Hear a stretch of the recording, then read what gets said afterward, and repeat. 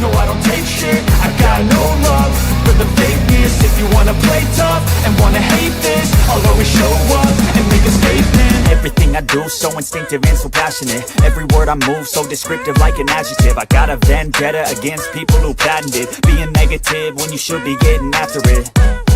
I got facts over tracks, this and that. Spitting slow, spitting fast, I could roast, I could gas. Think I'm okay at last, but I don't know if that can erase all the past. And the pettiness, a reflection of the emptiness. Hilarious, you think you're worth my time, you're delirious. Mysterious, because you hide behind a fake exterior. Inferior, you know I'll always be a bit superior. Get off of me, this ain't no humble brag. I want you to hear words, you can say them back. I want you to feel free from the chains at last, and to believe in what you got, it was built to last, yeah. Now that I've been put through hell, I never got anyone's help. I had to do it all myself. I don't ever slow up, no I don't take shit. I got no love for the fakeness. If you wanna play tough and wanna hate this, I'll always show up and make a statement. I don't ever slow up, no I don't take shit. I got no love for the fakeness. If you wanna play tough and wanna hate this, I'll always show up and make a statement. Gonna learn the consequence of being incompetent. Mental health is confidence, dreams and some honestness. I'm not here to save the day, that's for you to take away. I could play a million mind games, but instead I say something not illogical, something that is topical. Rub it on and watch it go, make yourself unstoppable. Dreams are irresponsible, but they're always possible. If you just believe, you could be so remarkable. Thoughts in my head, a collage and they spread. I'll be great one day, going off of my meds. No, I'm not giving up, no, I'm not giving in. I will make it to the top, taking off in the wind. I gotta make it, I'm saving every day to taste it. I'm patient, but my mind, it can hardly take it. I'm chasing a dream that I've had for several ages. A vacant, modern kingdom for the taking. Now that I've been put through hell, I never got anyone's help. I had to do it all myself. I don't ever slow up, no I don't take shit. I got no love for the fakeness. If you wanna play tough and wanna hate this, I'll always show up and make it. Hey guys. Whoa, that was loud in my ear. How is everybody? Can y'all hear me? Let me make sure y'all can hear me because I'm trying something different. And this is probably going to drive me crazy.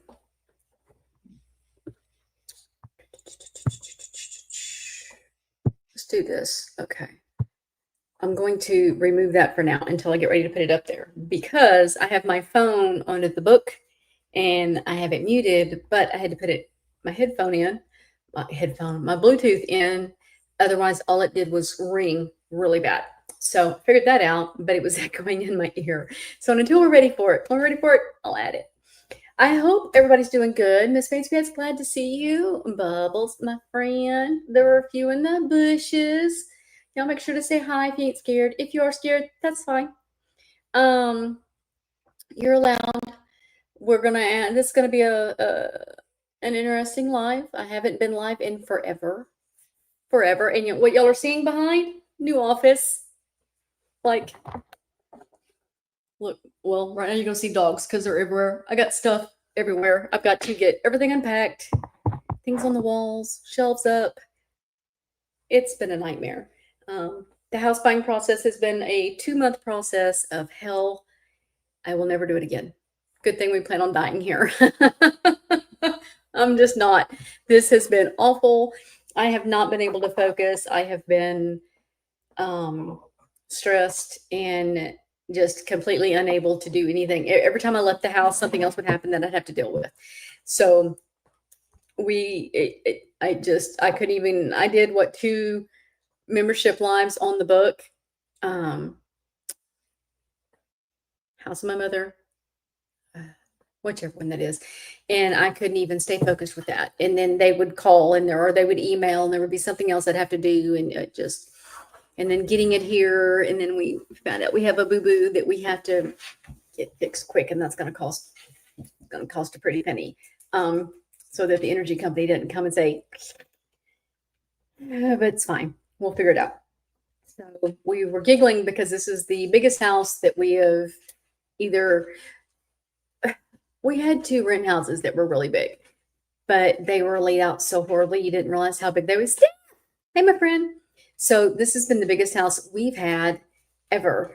And my kids are like, this is really fucked up because we had smaller homes when we were kids and y'all are empty nesters and have a bigger house. But hey, I have an office, the dogs have a room, and I have a guest room.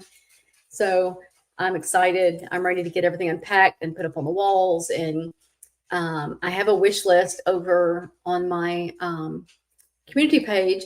And I've already had a few people buy things. And so thank you so much. I appreciate you. I love you dearly. I got the notifications. I have some things coming. So can't wait. Can't wait to see what it was. So mods. I have 2 of you. Bubbles and Steph. I don't know if TPEX will show up or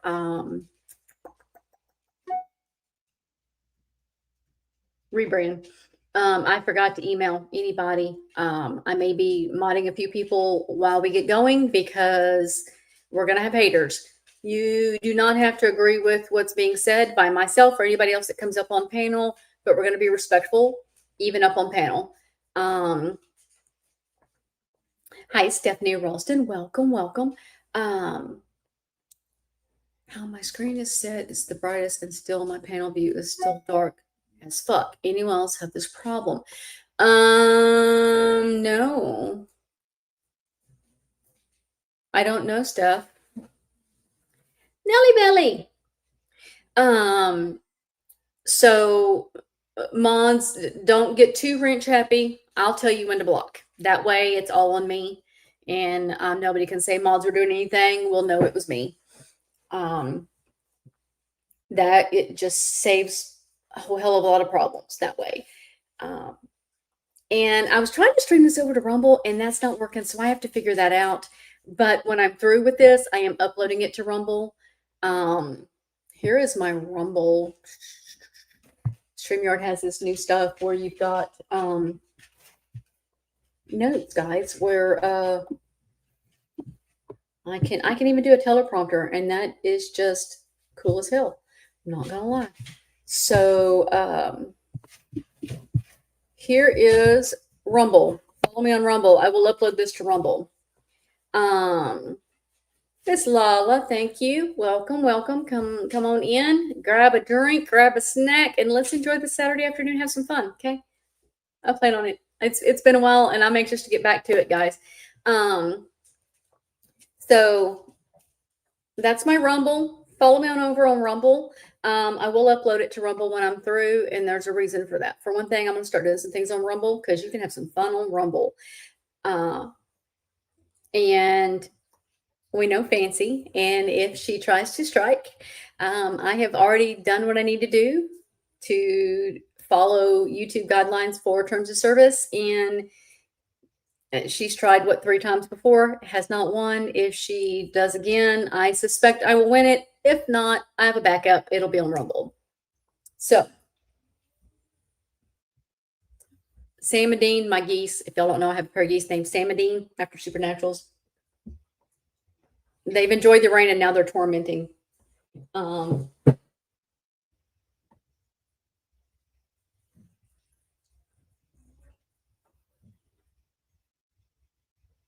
Okay.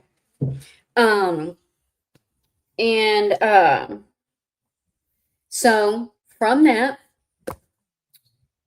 for the replay, most of you guys know what my history is with this. But for the replay, people that might search the book, look it up, look for things on YouTube about it, see what people are saying. People are going to want to know what my story is. Steph, you don't know. Fancy wrote another book. Oh, one that's backwards. Hold on. We're going to show it here in a minute on my phone.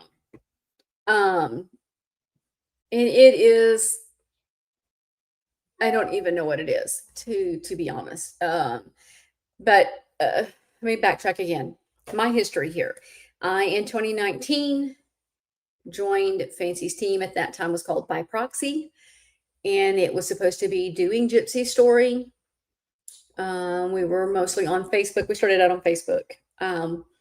Moved over to YouTube. There was a falling out. I'm giving the short condensed version because I don't want to go through it again. Fancy and I have had multiple fallouts, multiple. big time fallouts. I have been involved in this from 2019 till now. I am friends with Christy. I say that loosely. Christy and I haven't talked in months, and that's okay. My I've been sweating. My scalp is itchy. Sorry. I was like, what did Bubbles not say? And so, is it you again?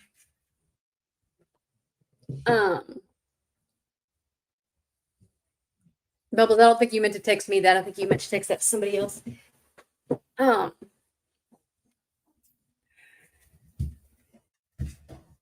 Where was I? Lost my train of thought. Miss Fancy Pants, I can't even read it. It's been giving me anxiety. That's why we're doing this blindly. I've only read a few pages because every time I try to get too far into it, my anxiety goes poof, and I just can't. I understand the principle behind this book, and I understand what she's trying to do, and I understand where her brain is going with it. And the reason I can say that, for those that don't know, is Fancy and I've had a friendship on and off for years. I say friendship loosely because I knew all kinds of things about her life, and I could tell you her children's names, and I could tell you private details. She can't remember my children's names, or even that I have a grandson. Technically now I have two, because the friendship was one-sided. And that's how I view that. She may argue that point, but it is what it is. We had another falling out earlier this year because she made some threats to somebody who did not want to throw Christy under the bus. And it was lies. And she was threatening this person to come out with their private details from their life from 2019. And I went off and ended it again.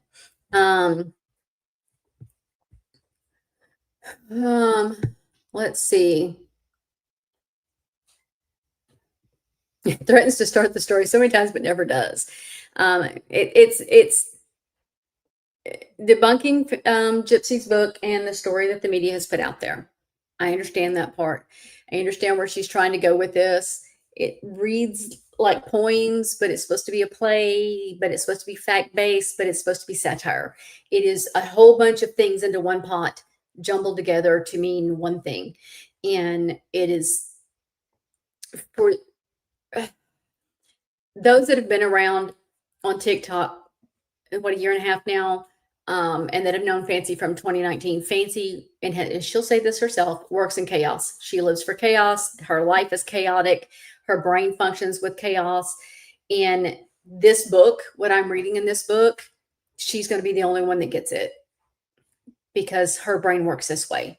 And that's fine if it's for that. You know what I mean? If it's more people reading it that way, but your average person that may want to know really what's going on and who don't really follow YouTube and TikTok, or would open a book and go, okay, let's read this. And then it's so jumbled and it's so all over the place, and 5 million prologues, no page numbers, literally. Can y'all see that? No page numbers. There's no page numbers anywhere in the book. Not a single page. Nowhere. You've got things like this, which the artwork is beautiful. That was done on ChatGPT. Did amazing work. The artwork is beautiful, but it doesn't go.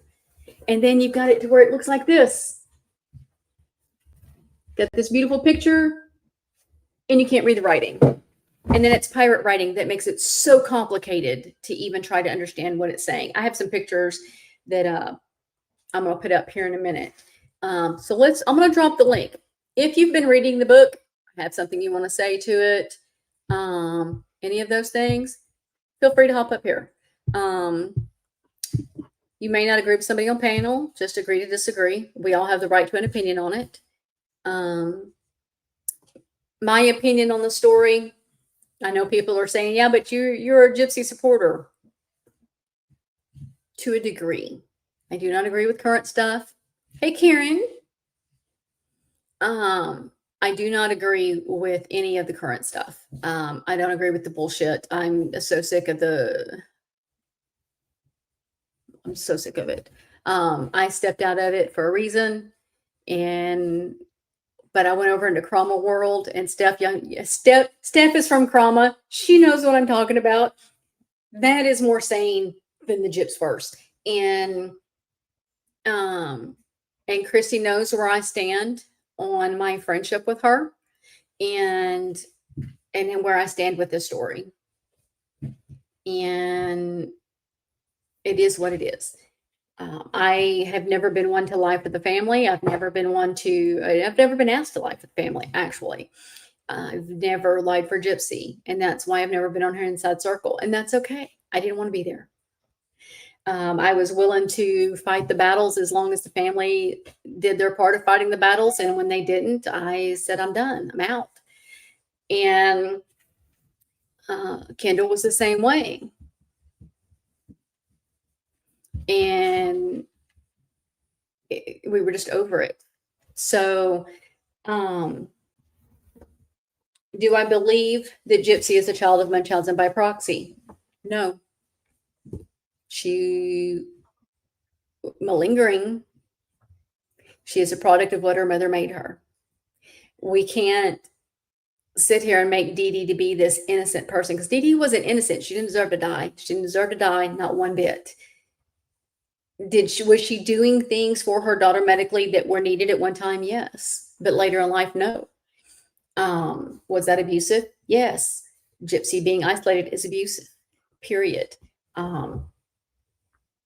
Now, did Gypsy murder her mother to have sex, to get out, to be free and do whatever she wanted to? Yes, she did. But in the end, she got a sentence. She served it. It's done. Nothing we can do about it. However, Fancy's got this book. And so I'm going to read y'all a page of it. And then I'll put the camera up and we'll put on there. And this is probably going to take several lives, because I don't know that we have enough time in the day to do this all in one. And I know a lot of you have been on TikTok, so you have already done this first few, but those that haven't been on TikTok that may catch this on a replay haven't. And so we're going to kind of start from the beginning. Steph says, but I do have to take my little to a costume party at 5. It's 4:16. I must get him ready. I'll have to watch the replay. I love you, Brady. I love you, Steph. Thank you, hon. Be safe. Have fun. It's Halloween already. Like, where did the year go, guys? Like, what the hell? So the book starts out, the title, let's go with the first page. The title, Calling Out Truth. A true crime memoir roast of my time to stand, as retold by the people she forgot to mention. Okay. Creating the narrative. The lies and manipulation behind the villainization and erasure of Dee Dee Blanchard. Fancy Macelli and Amy Mackey, Act 1. So we have two titles, basically. Adrian, I can't believe she even thought that this is something to charge money for. I can agree with that. Two titles. They're kind of run on. Calling Out Truth. It should have been Calling Out the Truth, but okay. Artwork is beautiful. Now, I do love the front page. Absolutely beautiful front page. I think the front page is gorgeous. Like I said, and I have a review that was on Amazon and she got it removed. Huh? What are you worried about, honey? Come on. I thought you could take criticism. That's okay. I'll do another one. It's fine. I'll keep putting them up there. I don't care. And like I said, the writing, no, it is not cohesive through the book, Fancy Pants. You are right. But the script is even worse. Like when you open a book, when your whole mindset of writing a book, and I am in the process of working on one of those myself, not anything to do with true crime, but and so I've studied and I've talked to authors, and I mean I've paid $25 from an authored autographed. There we go. I'll get the right words in a minute. I haven't had any caffeine. Maybe I ought to go get some caffeine. An autographed book from a published author. And, and I've talked to them about how to go about writing and what do you do? And it, you first you put pen to paper and you get your notes, and you start out on this thing, but when you put it to print, your publisher helps you pick out, you do your font, and a publisher is over that. So when it's self-published, they do whatever the hell they want to do. And you may think it looks great and it's going with this mindset of what you're this picture you're trying to paint. And I can understand that part from a creative aspect. But when I open this as a reader and I read this, that print is not legible. It makes it hard to read. It makes it impossible to even, it just makes your brain hurt. Let's just go with that. It makes your brain fucking hurt. If you're afraid of F-bombs, this might not be the channel for you. I apologize ahead of time. Yes, page numbers are needed. Seriously needed. There are no page numbers, like I said earlier. So on this, we have Calling Out the Truth, Act 1. Creating the narrative, the lies and manipulations behind the villainization and erasure of Dee Dee Blanchard. It's just, if you know Fancy, you understand the wordiness. I know her, so I understand the wordiness. This is how she does things. I just don't think it's needed. It's overkill. Seriously, overkill. A true crime memoir roast of My Time to Stand, as retold by the people she forgot to mention. Here is where Dee Dee finally gets to speak. So is it being retold by Dee Dee or is it being told by you, Fancy? I have a question. The link's down there. Oh, I didn't pin it though. Let's pin it.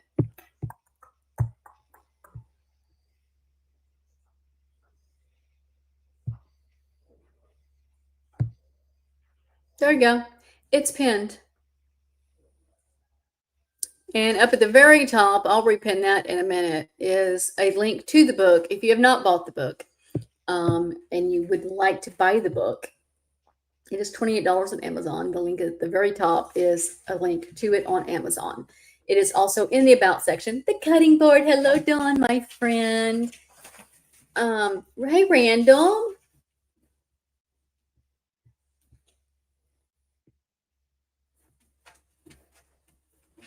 Hey, Kathleen, how are you, hon? I hope everybody's doing great. I don't normally do a Saturday live, but we've been moving, and today was one of those days. We got the big stuff yesterday, and we've been moving little things. Like we're trying to get moved in and unpack, and then yesterday we moved a whole bunch of shit, including all the furniture. Well, other than my bed frame, we got half of my bed frame, and I have two separate bed frames. Long story, but today we both felt like we were hit by a truck. My neck muscles hurt, in between my shoulder blades hurt, my legs hurt. My poor husband, he has been beat. And so and we're just kind of taking it easy today. And I knew it would be one of those days. So I decided, let's get started on this book. People have been wanting to hear my take on it. And so let's do it.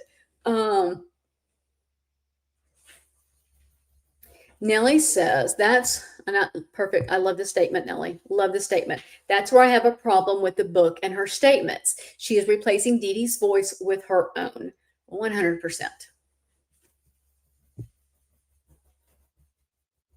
100%. So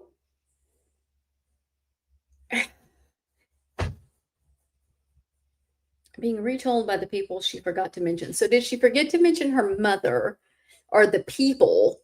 Because that's plural. Would that be you, Fancy? Did she forget to mention you? Is that what this is about? There's a question. Is that what this is about? You didn't get mentioned. You didn't get credited. And you got brought into a lawsuit, which, in my opinion, they filed the wrong shit in the wrong area. I don't know why they did that. I have an opinion on that, but it is what it is. Is that why we say that? Retold by the people that you forgot to mention? I don't think she forgot to mention you. I think she meant to not mention you.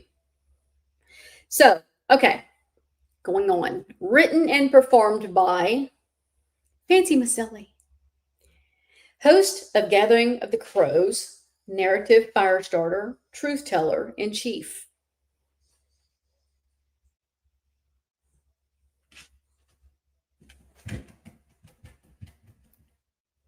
Okay. Amy Mackey, co-host of Gathering of the Crows, observer of human behavior, patron saint of justice. So let me say this about Mac. I like Mac. I adore Mac. Mac reminds me of Christina, and we'll talk about Christina in a minute when I get to her page. I don't know what the attraction is. I don't know why Mac stays. Unless she's still believing like the rest of us did at one time. I don't know. So Mac, this isn't any slight to you. But I know what she's going to do.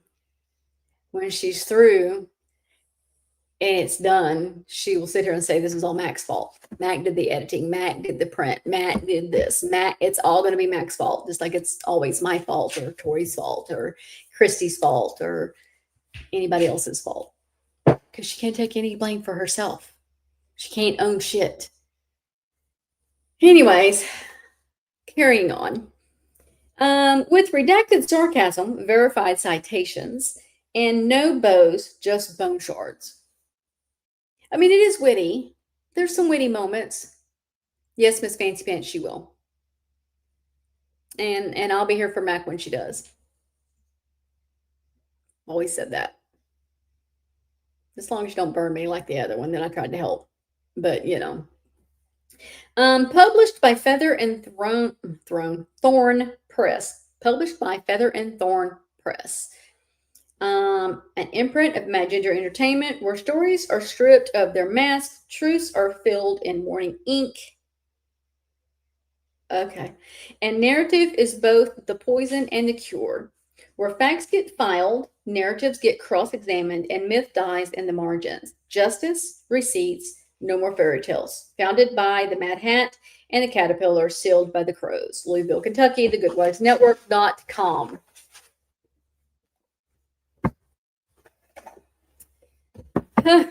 Okay. Memorial Feather for Christina. And this is for Christina. May she rest in peace. That's what this page is for. Christina, Truth Seeker, Soul Fighter, Silent Guide. Our dearest friend, we can feel you walking with us still, guiding every word we write and every truth we uncover. We feel you in the margins. We hear you in the crows. You are filled in every footnote and whispered on every page. You followed the story no one wanted to tell, not because it was easy, but because it mattered. You lit the lantern when the path went dark from somewhere just beyond the veil. May your light be legacy. Wait, sorry, I misread that. May your light and legacy be the whisper in every truth we uncover. We carry your fire into the garden you never got to walk. And if you're coming in, make sure you go hit the thumbs up, guys. I appreciate it. I am, like I've said, it's been 2 months since I've been live, and I have got to get my channel going again. I gotta start taking it serious, so to speak. So unofficial disclaimer, next page, filed with fire. So she's trying to write this with satire, and I get it. She's over it. She thinks these people are stupid and ridiculous. The story's ridiculous, and she's mad. And so she's trying to be sarcastic because Fancy thinks she can be a comedian, her words. It really is. Bubbles is so hard. So hard. And that's why I keep trying to put my own grammar in it. I'm trying to make sure I put it just like it is on the page, because we want to be equal with the book. So, man, this is hard. I tell you what, let's do this. Let's put it on the camera.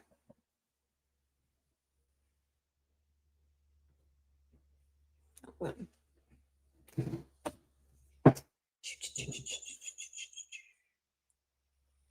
I didn't know it kicked me off completely.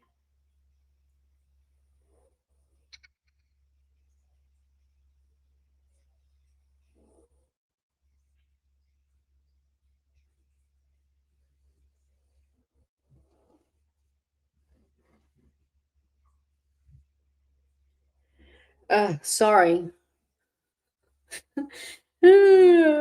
I didn't lose y'all. I just spaced a second while I was reading something. All right, let me load this back up. Well,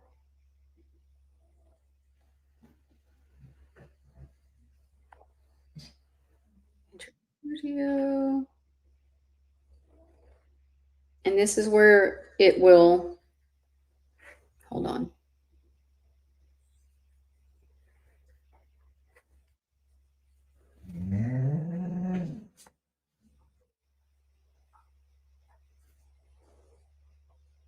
Okay.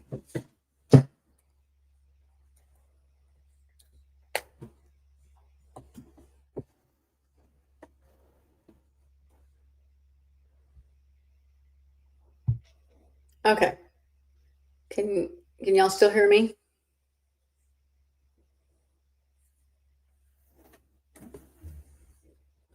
Let's make sure y'all can still hear.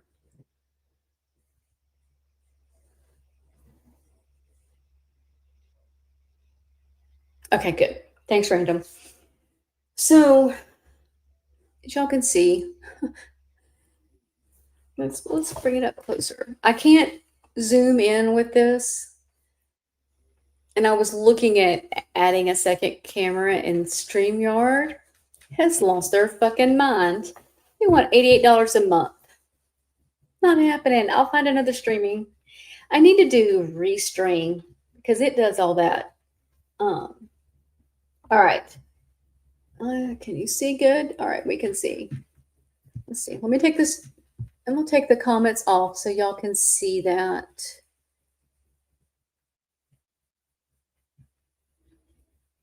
And I had it fixed earlier where I could, let's see.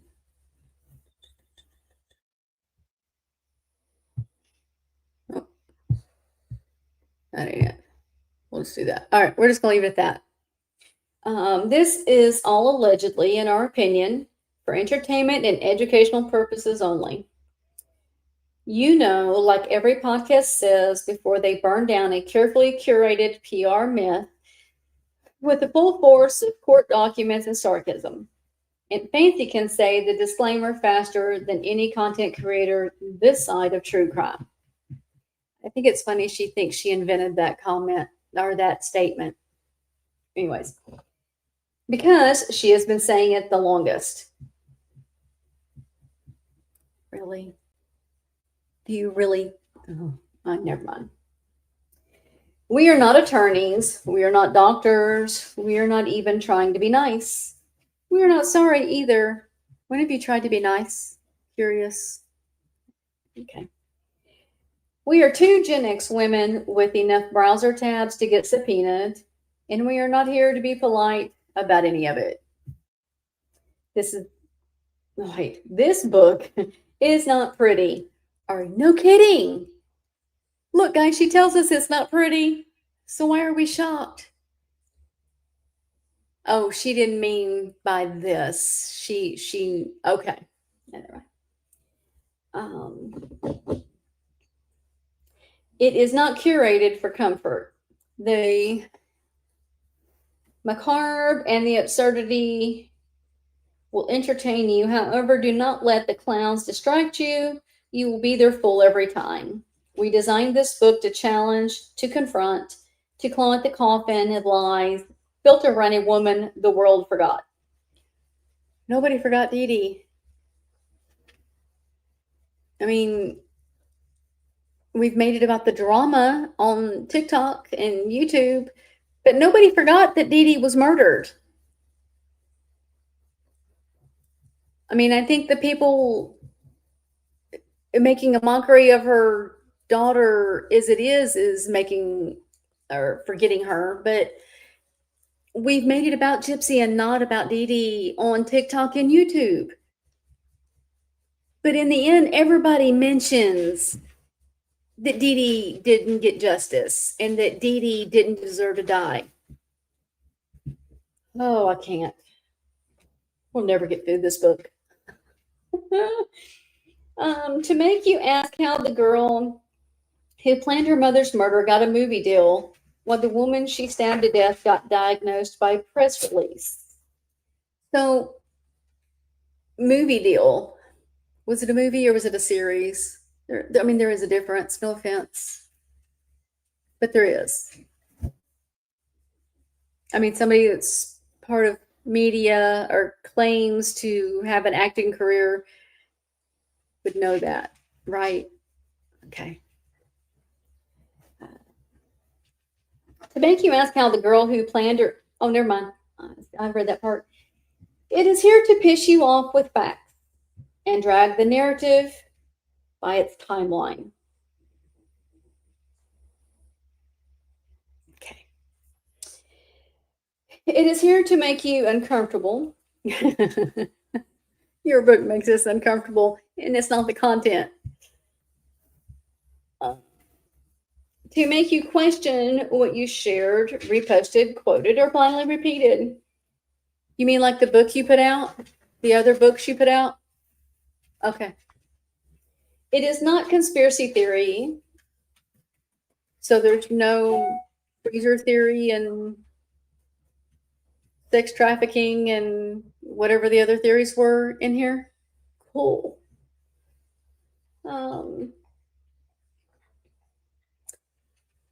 It's not a hate piece.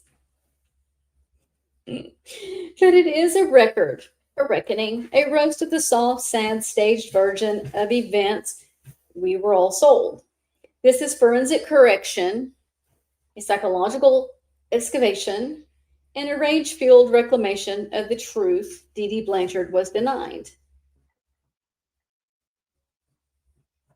You don't have a forensic degree or a psychology degree, so quit claiming it. Oh, and I just seen that Bubbles dropped my buy me a coffee. Let me put that back there. Link. Y'all, I can't stay focused. I'm gonna get back in the habit of this. I'm going to have a private video on my buy me a coffee site for my members over there that is just totally different from what's on here about the book. So if you join over there, that'll be coming this week. We do not hate Gypsy. We just refuse to let her be the only one who survived the story. This is the memoir rebuttal nobody filed, so we did.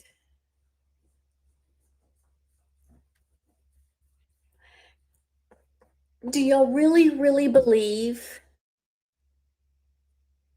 that she doesn't hate Gypsy? I'm curious. I'd like to know if other people believe that. Okay, let's see. Can we see that here? Legal disclaimer. The one you were expecting. Okay. This book is a nonfiction commentary, a little satire, and a forensic investigation. It is based on public records and FOIA released documents, trial transcripts and sealed medical exhibits, media interviews and law enforcement files, psychological literature and legal precedent. All opinions expressed are protected under the First Amendment and backed by documented sources. Sources, not I can't speak, evidently. Kind of like she can't write. All referenced parties and institutions are included not to harm, but to hold accountable. I don't know if I believe that. The authors are not licensed attorneys, medical doctors, and psychologists. Then quit acting like it. This work is offered for educational, analytical, and investigative purposes only. This book includes sensitive content related to trauma, abuse, murder, mental illness, and media manipulation.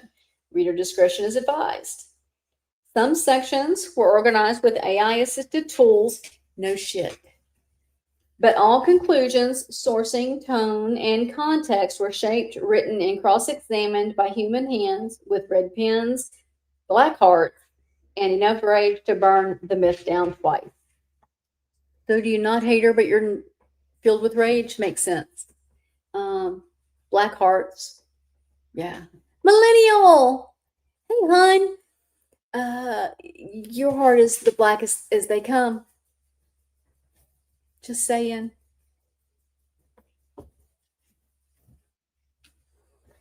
Absolutely. If anybody would like to come up, the link is pinned. Please do.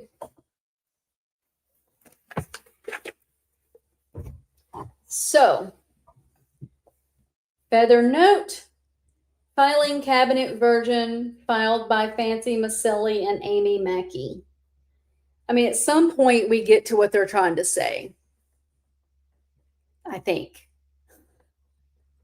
We're not influencers. Fancy. Hey, Fancy. Hello, McFly. You're a social media influencer, hun.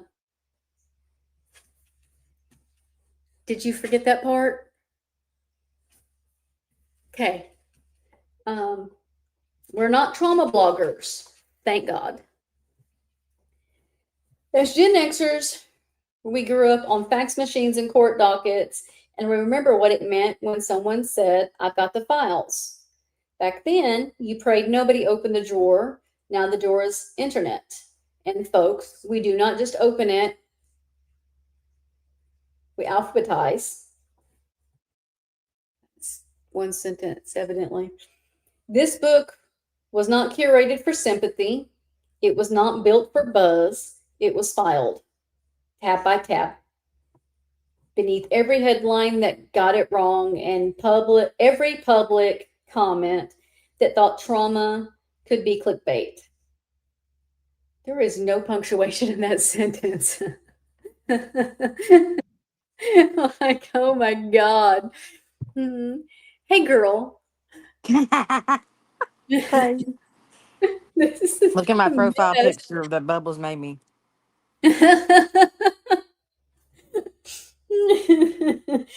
um, let's see, where was I at? We did not write this because we hate gypsy.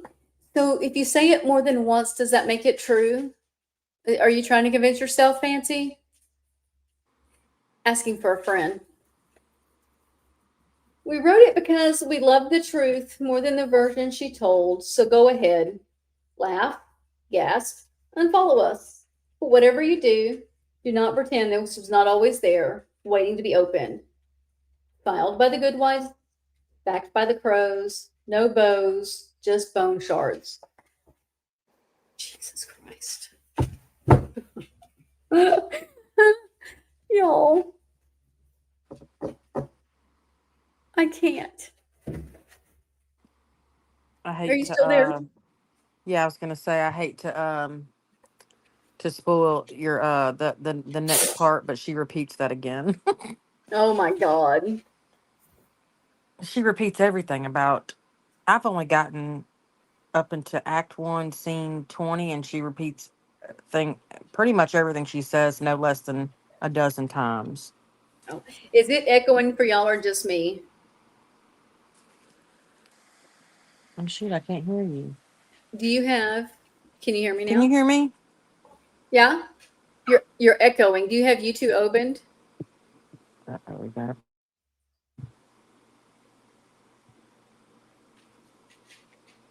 Is it echoing for anybody else or just me? Let me go out and come back in. Okay.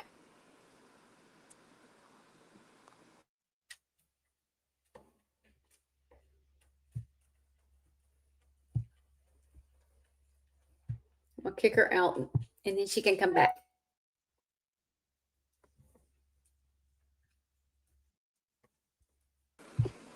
Okay. Now I can hear you. There we go.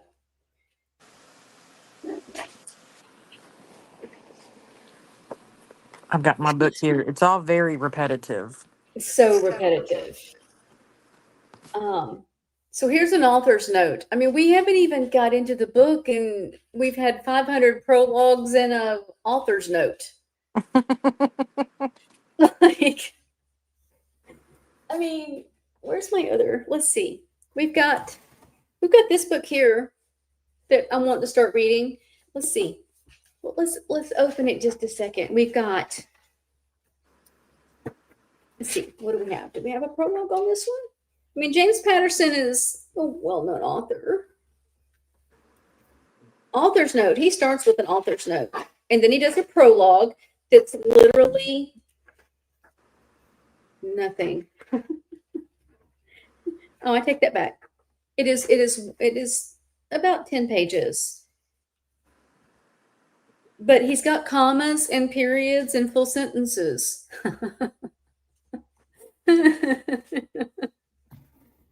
Oh.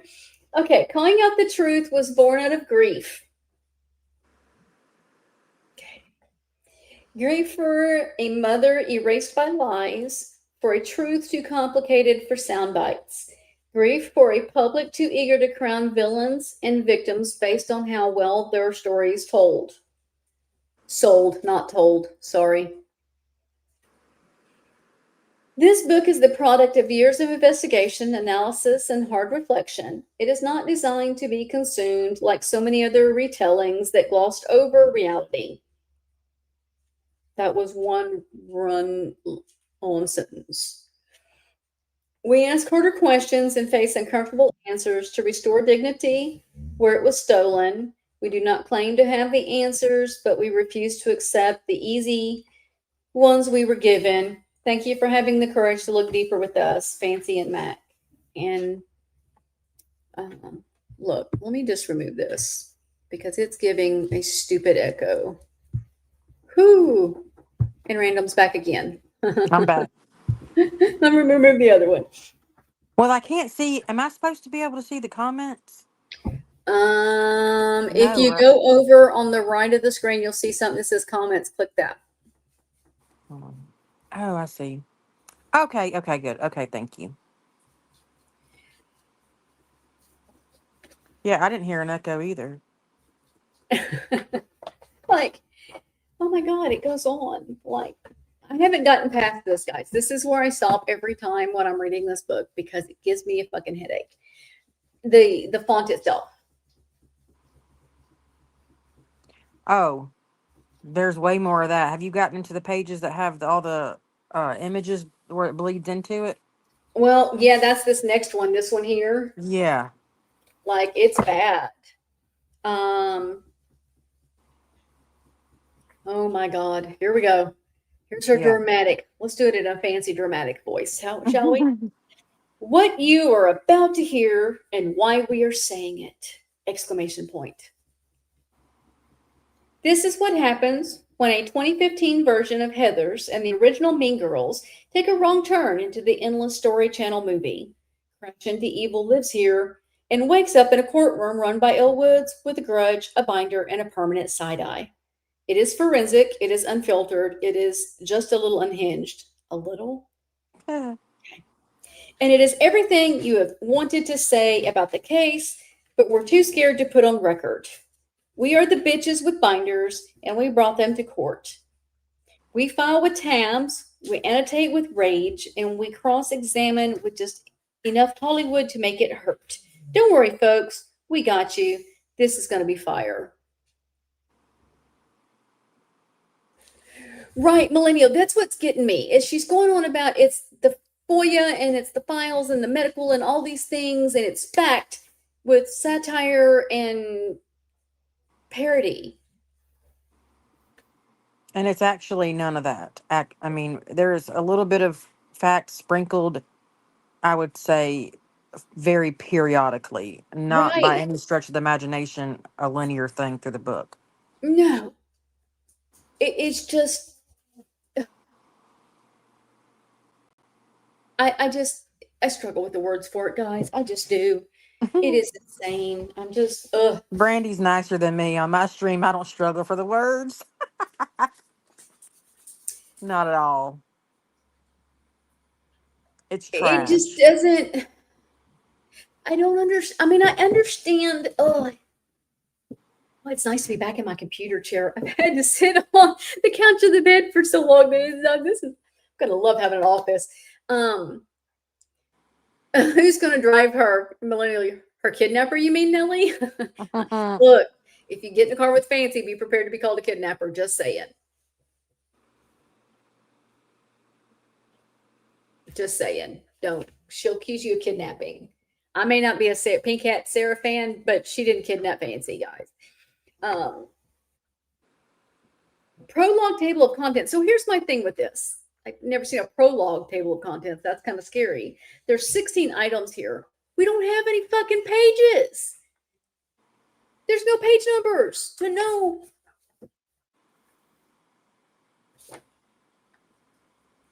Yeah. It gets Oh, she's better gonna though. be packing. That's right. Don't forget, she's gonna be packing. The part that'll really take you out, Brandy, is once you get like into the first act, she starts referencing page numbers, but there are none. It's wild. Oh my Crazy. God. So we have table of contents prologue. Number 1 is from the ashes before the fairy tale unraveled. Number 2 is introduction. The resurrection begins.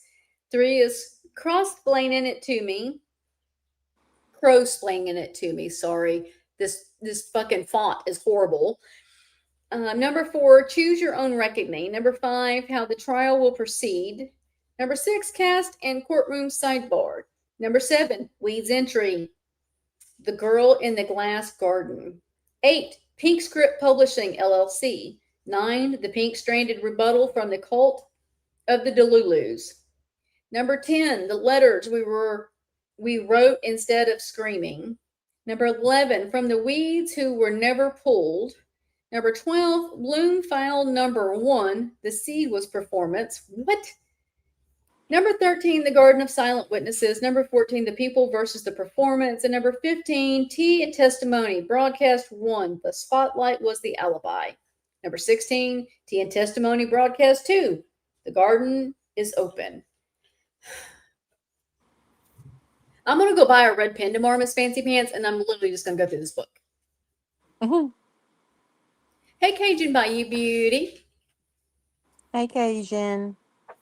Welcome in, guys. Thank y'all for coming over today and spending a Saturday afternoon with me. Oh, another fucking prologue. How many prologues are there? Oh, there's like 15 or 20. I can't remember which one. Oh my God. I There's didn't just bring one. any Tylenol in here. There's so many that the first night I read nothing but prologues.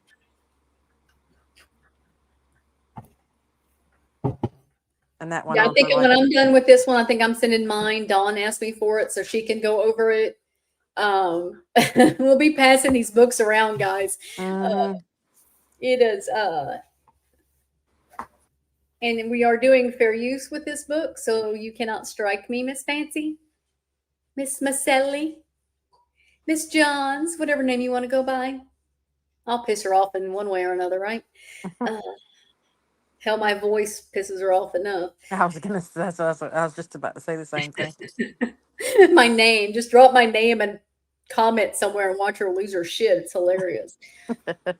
Prologue, From the Ashes Before the Fairy Tale Unraveled, a prelude to the reckoning. What? Can somebody decipher that for me? Read it one more time. Prologue, From the Ashes Before the Fairy Tale Unraveled, a prelude to the reckoning. Oh God, she thinks that this whole book is a reckoning. She says that about 24 times, in just the next 20 pages. Oh. Before there were courtroom exhibits or broadcast cross-examinations, there was the whisper of something wrong. And this is where it gets me. Every bit of this is written like a poem. Every page is like a poem. And that's how I'm reading it, as a poem.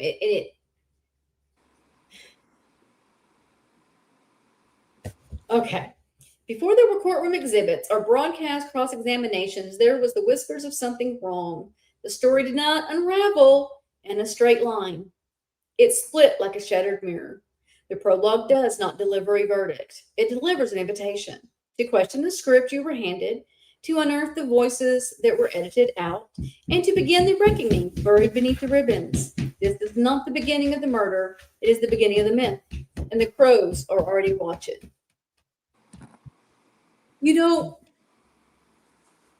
if she would have taken this and done this up, even written it up like she has it, and put it behind a paywall with people reading these different things to make it like an animated play on here of some type, maybe this book would make sense. Maybe. I'm That's giving a her. big maybe. Am I giving her too much credit? I think you are. I really do. But I've read ahead further than you, and I think the longer you read, you're just going to be like, Oh, it's hard to make heads or tails of it. Because just when you think you understand what you're reading, it switches up to something completely different. uh, Yeah, it's just, and for me, I'm not a big Alice in Wonderland or it's very Alice in Wonderland-y like. yeah, so Yes. other people kind of understand those parts a little better than me, but I wasn't picking up what she was putting down. Inside the purple parts. Hey, hon, I have not seen you in ages. I hope you're doing well. I do have it. Um, in the description is the link to the book on Amazon, and it is Calling Out Truth, a true crime memoir roast of my time to stand as retold by the people she forgot to mention. And then there's a second title. But Brandy, did you notice that the front of the book says "Calling Out Truth" as the title, but then the inside is "Calling Out the Truth," Act One. Yes. So yeah, Well, it doesn't make any sense to say calling out truth. Calling out the truth is really how that was supposed to. that's what I thought. But I'm just saying, if you can't even get, if nobody can convince me that she proofread this, not a soul on this planet, because I don't know. she can't even blame this on Mac. Nobody read this. Nobody. Well, I mean, the other books, they knew how bad they were, and she still stood by them. So, She's a glutton for damn punishment, I swear. let's see. I mean, how do you not have the front title correctly? Right. That alone. And it's like it really comes across. I mean, I've kind of flipped through it, and it comes across like a picture book in some of it towards the end. And they've got these weird. What's the QR code? Let's go see what this is real quick. Oh, Dee Dee's Law.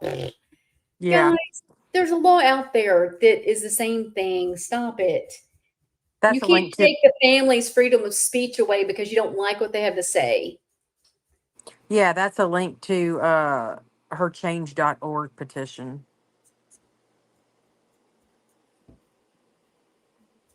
Yeah, like this here, this to me. Can y'all let's see. Can y'all see that? That to me comes across as like a comic book of some sort. Yeah. It's not a fucking I can't. I can't. We'll never get through this book, guys. We're never because I'm too busy picking things apart. I mean, it's hard not to do as you go. Oh, okay. I was trying to read what they were saying in the chat. Millennial was telling Rand. Oh, she's telling you. Okay, duh. What'd she All say? right, bye. I really should have gone and got some caffeine. Need The replace previous VO. one, the stuff that read need replace VO. I where didn't even someone- read her previous ones.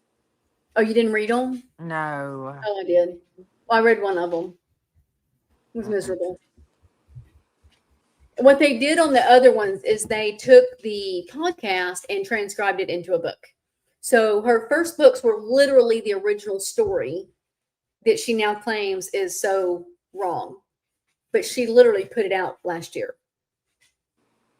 But now, ironically, this one's calling out the truth. Right. Right. Look.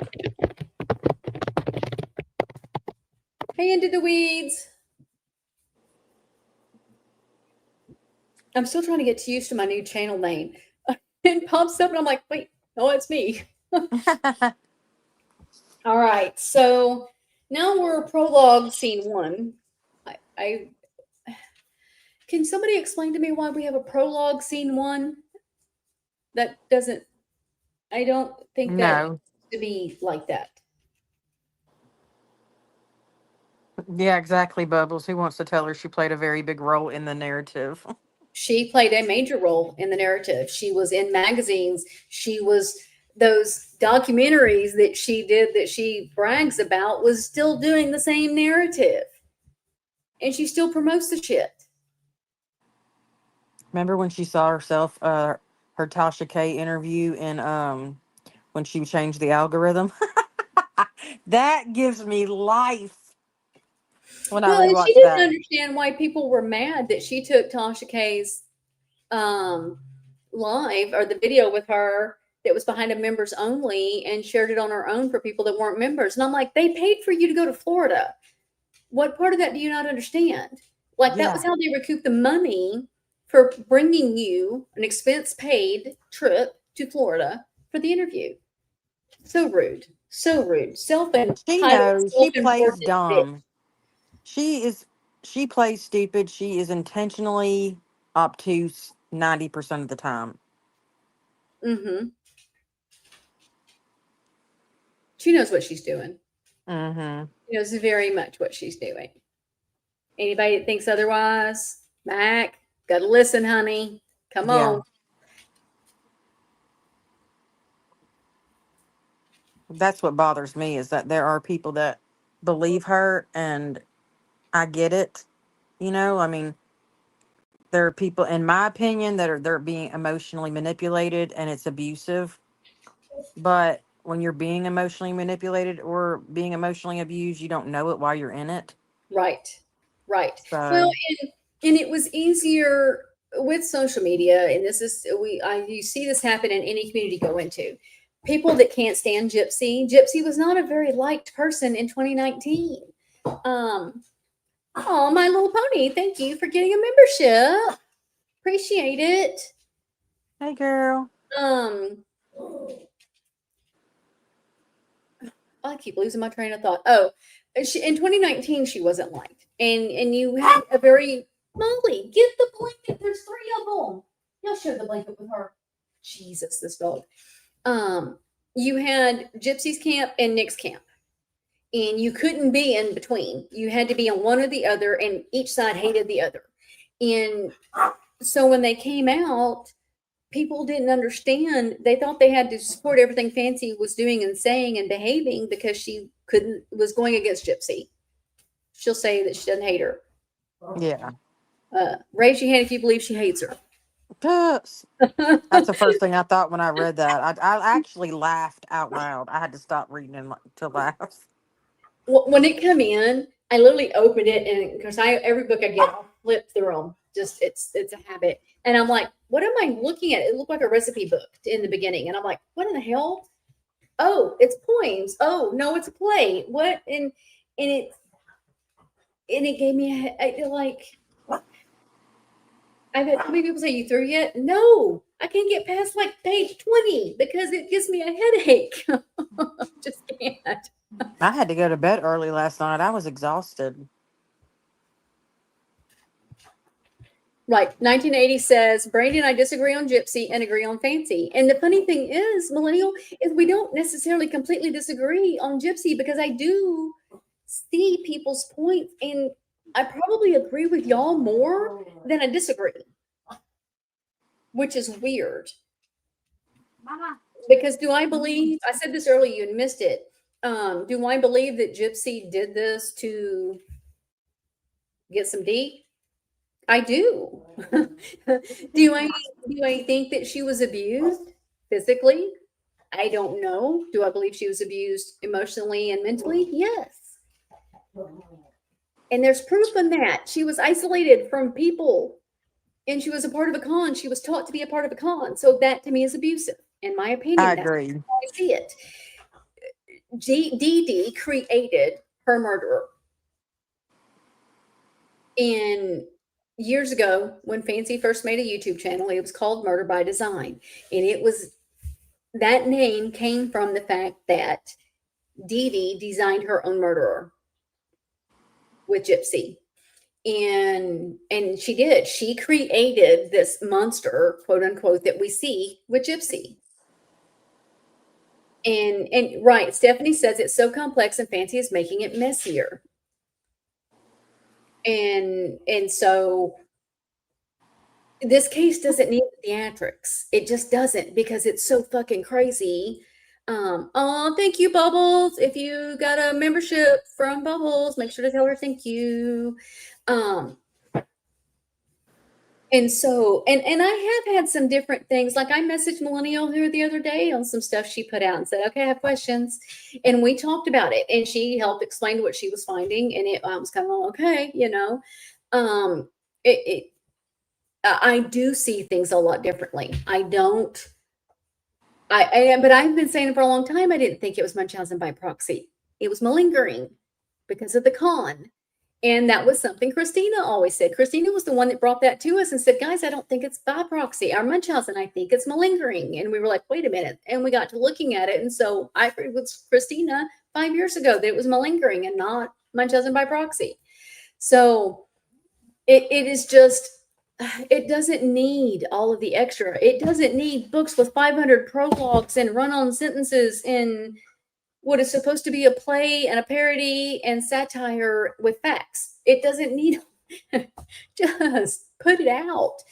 If Fancy was to come out and do a book and put the facts that we know now in the book, I think it would be more respectable, even though we know her writing and editing would be shit. It would be, and it would be better. I mean, we've got font here that's insane. Like this font is crazy. And the large print. Yeah.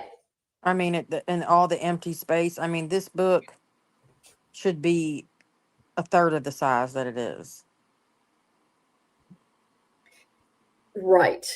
Inside the Purple Purse, you're 100% correct here. She said, remember that the things that happened to Gypsy all happened before she had a fully developed brain. And that has damaged her. And I don't know, because like I said, I haven't talked to anybody in a while. I don't know if she's still going to therapy. I don't know if she's getting the proper therapy. I don't know if she's getting the help that she needs to conquer those things. And children that have survived Munchausen by proxy will tell you it takes years and years and years and years of therapy to even begin to be okay. Not 100% okay, just a little okay. And she's had a couple. And is it even been that intensive? Because, I mean, we're getting married, we're getting divorced, we're having babies, we're doing a social media tour and a regular media tour and all these things. I don't think she's taken time to work on herself, in my opinion. No, I don't. I agree. Hey, Amy Unfiltered, how are you? And she says, hey, y'all, I'm just going to hang out and listen. Interested to hear what this book is all about, to be honest. Well, good luck, because we're all trying to figure out what it's about. I can tell you what it's not about. It's not about. I would love to. Go ahead. I would love to know whose idea it was. Like whose brainchild. I mean, like who thought that this was like. I mean, I get that she's trying to avoid a lawsuit by all these. I think that's what she's trying to do by all these crazy names. But trying the delivery on this is like, who thought this was going to be a good idea? I'm going to say Fancy. I mean, it's 2025. How many people are reading screenplays? Right. Her brain works that way in this chaos. And this is, for her, she can open this. And even if she had not written it, she could open this and completely go there and get what they're trying to say, because that's how her brain works. She's not understanding. The rest of us don't operate that way. So her and I couldn't get along for longer than a couple of months because my brain does not work that way. I will shut down on you bigger than shit. Let's see. Somebody else has a good. Nellie says Dee Dee was product of Emma Lou and Gypsy was a product of both, but Dee Dee didn't count on the fact that Gypsy was psychopathic. Absolutely. This comment right here, people forget Dee Dee was done the same way. They didn't have the extent because they didn't have the same access to things like, and I don't think Emma even knew she could do this to get, oh Lord, what are all the things that Gypsy was a part of? The Habitat for Humanity, Yeah, there weren't the same amount of resources back then as right, where they did when. the trips and the Make a Wish and, getting, I mean, there were checks from Miranda Lambert that had never been cashed. So Emma didn't have access or the knowledge to do that, but she did do the very same behavior with Dee Dee, and people are overlooking that.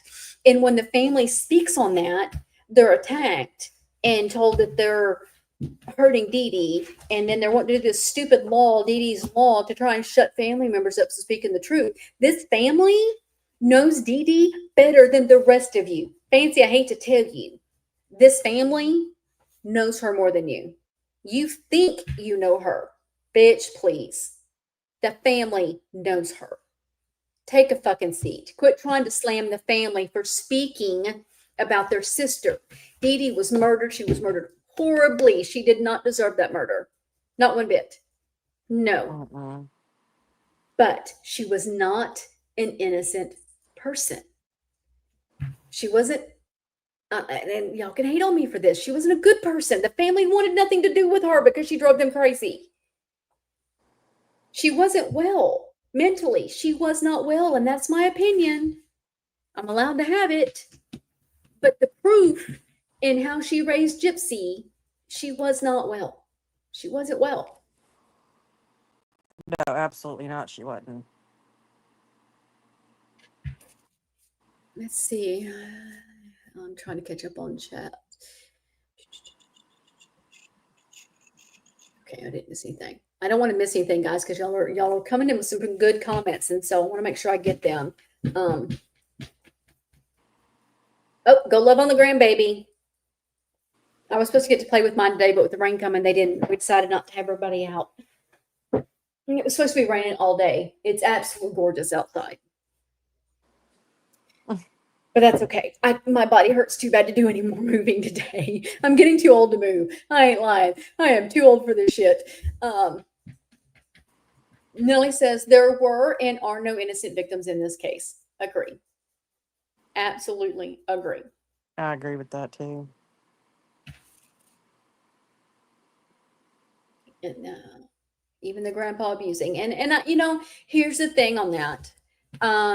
We don't have proof of that. We don't have proof that he abused her. But from my experience, his reaction to the comment was everything I needed to believe that. It's hard to believe Gypsy because Gypsy does lie a lot of things or embellish the stories, we could say. So it's hard. But for me, it was believable by his reaction. And I just hope that if it's happened to anybody else, they get help. I think, he's old, and just leave it at that. I don't think he needs to be in jail. I don't think he needs to be punished. I just think that the victims, if they've been hurt, need help. And please, as is a survivor of being a molestation, please get help. It's very, very important, no matter how old you are, to get some therapy for that. That's my little tidbit on that. Sorry, a little tangent I have to go off on. I find it really difficult to figure out where Gypsy being sick turned into a con. Okay, so Gypsy was sick when she was younger. This disorder, or the microdeletion, has gotten better with time. Gypsy was no longer sick in the later years. And so they continued to use the feeding tube, needing a wheelchair, and being having cancer and not going to live past a certain age, all of those things to get attention, to get a free house, to get trips, to take Lord, what did I go off? What are you doing? Nothing over here for you, Miss Raina. Go right on over there. Dogs are being silly. Um, all of those things, they were still using this whole premise of being ill to get favoritism and get special treatment and all these things that they got.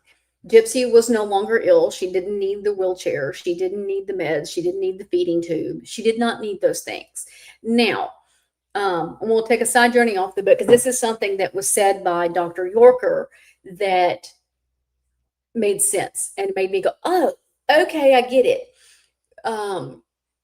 People, these Munchausen type cases, a lot of times one little thing happened, like Gypsy with the lazy eye.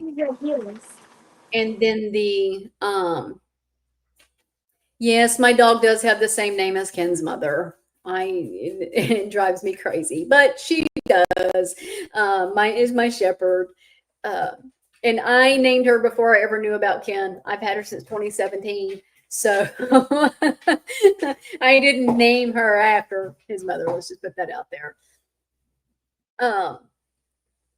But they, like Gypsy with the lazy eyes, when she takes her in and she's got the lazy eye and they're treating a true condition, moms with these tendencies and with the malingering and Munchausen, whichever way you want to look at it, if you're one of those that believe in Munchausen, the Munchausen theory, or if you're one that can go out and can see the malingering theory, however you want to look at it, the abuse aspect of it.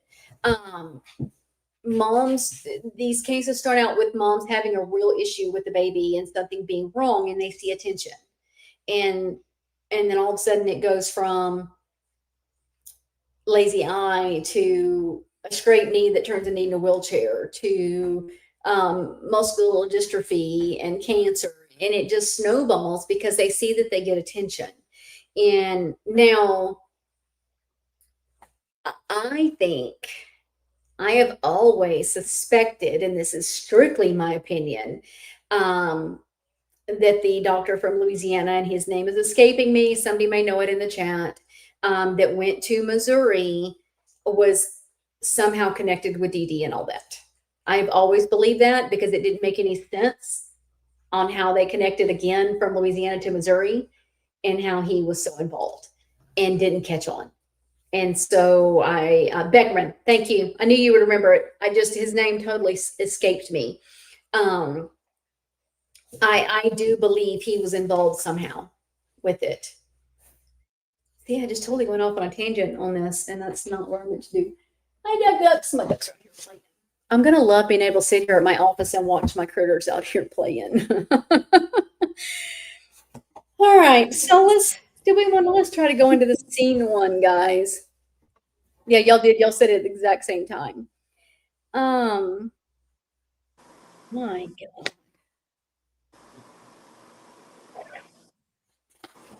Don't shoot the messenger.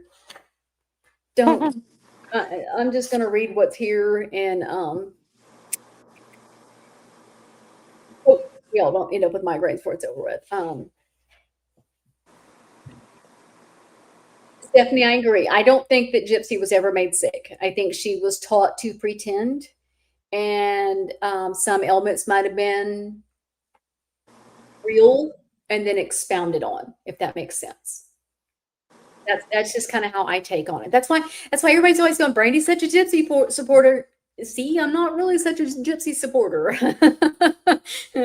And I've always felt this way. Gypsy can say I'm flip-flopping all she wants. I've always said all these things. So, prologue, scene one, introduction. Didn't we already have an introduction? Okay. Yeah. The resurrection begins. All right, here we go, guys. Y'all ready? Section header. Opening arguments. Forensic realm. What? Yeah, you'll get tired of reading those too. This FYI. isn't everything? Yep, every single Oh prologue, my scene, God, act. you're not kidding.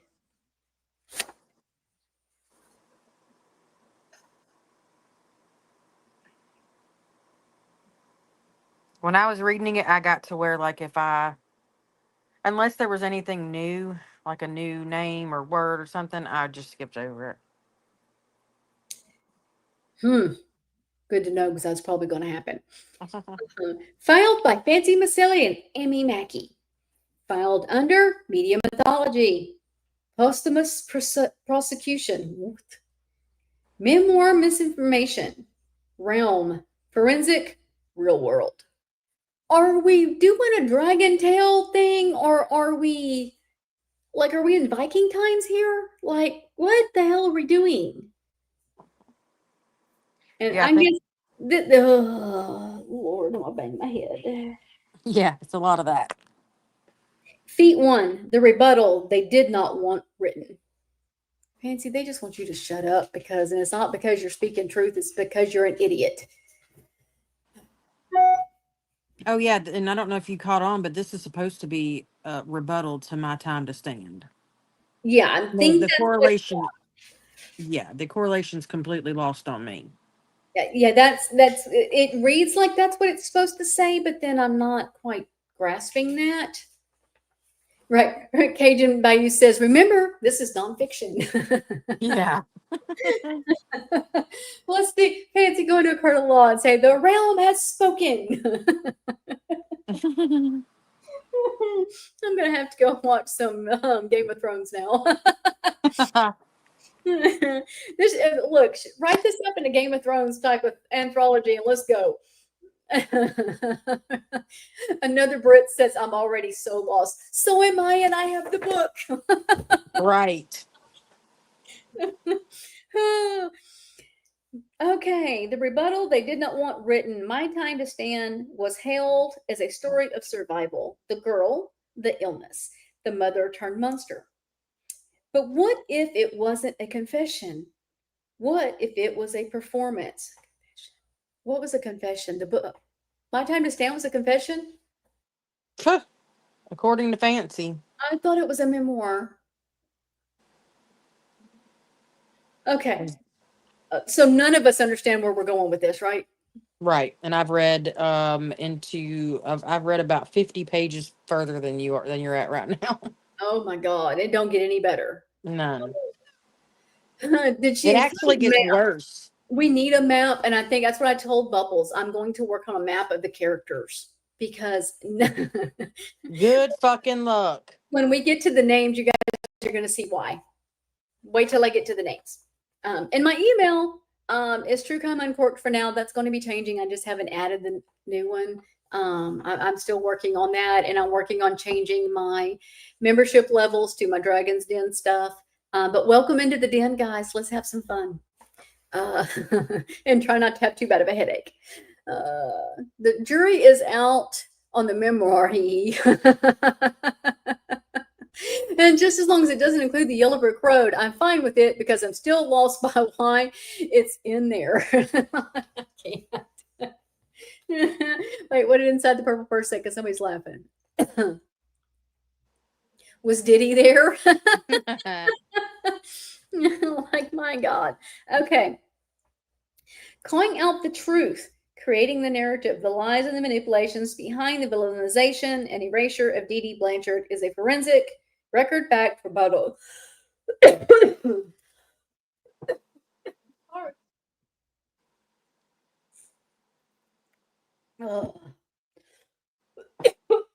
Allergies. Sorry, guys.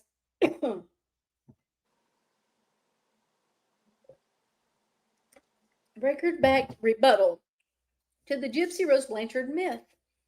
Drawing from sealed court documents, FOIA releases, medical records, and first-hand accounts, this reckoning dismantles the carefully constructed fantasy that painted a murdered mother as a villain. The courtroom satire, psychological breakdowns, narrative analysis, and first-person reflections from the women who investigated the case for years, this book brings to light the mainstream media refused to show. That Claudinia Dee Dee Blanchard was never given a trial, a defense, or a voice. Inside readers will uncover the truth about the life embedded in Gypsy's memoir, the media machinery that repacked murder as empowerment. What? The family and legal players who helped erase Dee Dee's humanity, the weaponization of sympathy, platforms, and public opinion. This is not just a rebuttal. It is a resurrection, and it is the story you were never supposed to hear. Yawn.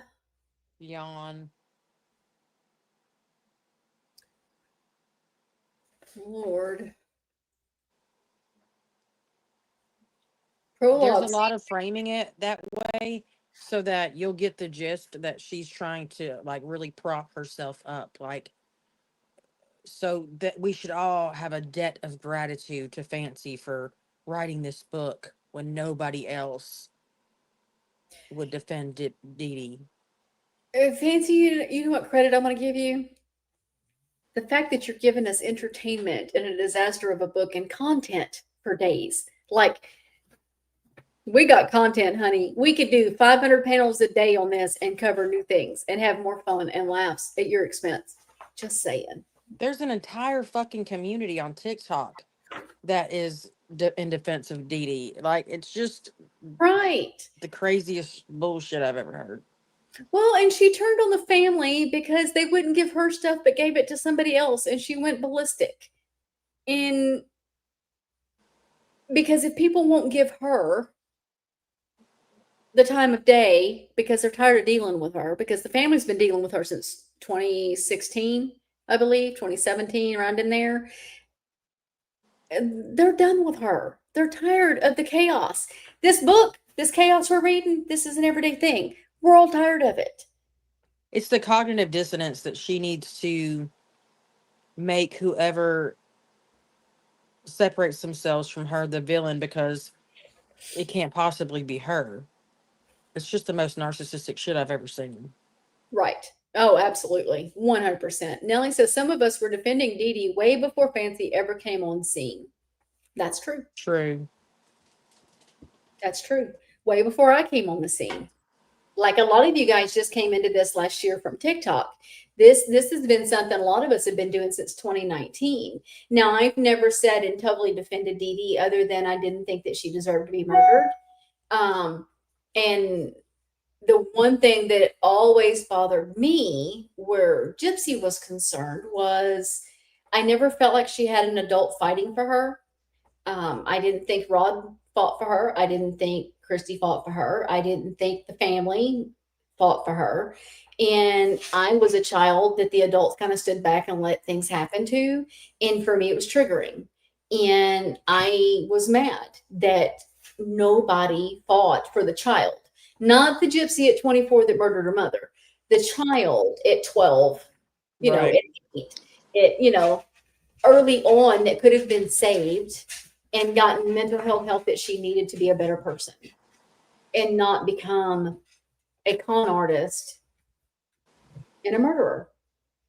I mean, she can sit here and say all day long she didn't identify as a murderer. Just because you didn't do the stabs doesn't mean you didn't do the crime. Period.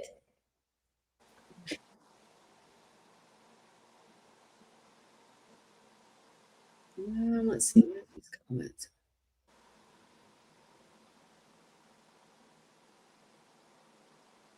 That's a different Bubbles, My Little Pony. You're not talking about the same person. There's a different Bubbles on TikTok. It's not the one that's in the chat. You just got the wrong person. Oh, okay. And Nellie says, who would want to speak to someone who calls them inbred and ignorant? Absolutely, it's very disrespectful. She's disrespectful to the victims. The family, Nellie and the rest of the family are victims of this thing, of this situation. And she's disrespectful to them just because she doesn't like the fact that they say Dee Dee had an issue. Because they won't paint Dee Dee as this angelic mother. And they know her better than us. Right. And look, here's the thing. She can be a good mother and love her daughter and still harm her daughter. I don't know that Dee Dee understood what she was doing. I think that it was just something she learned. It was learned behavior, and she continued, and it spiraled. And I think she loved Gypsy. I have no doubt she loved her daughter and was trying to do the best that she knew for her daughter and needed her daughter to stay with her. But I get real tired of how she goes at the family. And when they did this goes back to the Idaho 4 for me. And we're going to take another. I have to do these little palette cleansers because I can't keep doing this book page for page, guys. I'll sit here with a migraine. I'll have to go make me a stiff drink. Brandy, That's already I did it straight through, just read it girl. I word can't. for word, page for page. It Uh, is. I can't. Um, uh, a millennial says she says similar things about Southwest Missouri. She has no respect for Louisiana or Missouri and yet is obsessed with events that happen there. Exactly. I am from Southeast Texas, which is right on the border of Louisiana, and I have Cajun ancestry. And we are a different culture than a lot of other places. And so, where people start calling us inbred and all these things, they don't understand our culture. Just because we aren't um, cultured in the sense of otherworldly things and we're just very Southern doesn't make us inbred. And so to call the family inbred is she doesn't understand the Cajun culture and it's totally disrespectful. Totally disrespectful. Roberta, haven't seen you in a while, honey. Fancy has always been a bad representation of the case. I have not seen no one on TikTok or YouTube so good intentions to show the truth the way it should be represented, like a detective or a therapist. Absolutely.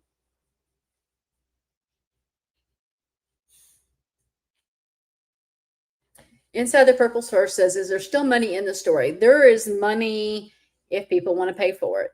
I mean, they keep making Ted Bundy movies and other serial killer movies because, I mean, people want to eat it up. And Gypsy is still a trending topic. So sadly, there's still money in it. And here's the thing, is the more we talk about her, the more she's going to make. Fancy and Gypsy, and I mean, just because Lifetime dropped it, and I think it was a mutual agreement from what I'm being told, but for one thing, they put everything out before it even aired. So why did anybody want to watch it? We were watching it take place on TikTok. What page are you up to? I'm kicking myself. I'm here late. What page am I? Well, My Little Pony. If we had a page number, I could tell you. I'm at prologue scene 2, if that helps any. We have no page numbers, so I can't say what page. Let's see. But you're still doing the prologues, right? Or no? Yes, I'm still in prologues. So she's on prologue scene 2, but this goes for like, I don't know, probably up I'm to, just barely in the book. yeah. But I'm just saying because after all these prologues, then it'll say Act 1, Scene 2. Okay. So you just have to differentiate if someone's trying to like follow along. The show really was boring, especially that last season because we seen everything. We knew it all because they aired everything out all over TikTok. So we'd already seen, there was nothing new for us to see. So Even if there was, it was still boring. Yeah. All Gypsy's right. boring. I'm sorry, but she is. It started getting there. Like I wanted to see what I wanted as somebody who supported Gypsy when she came out.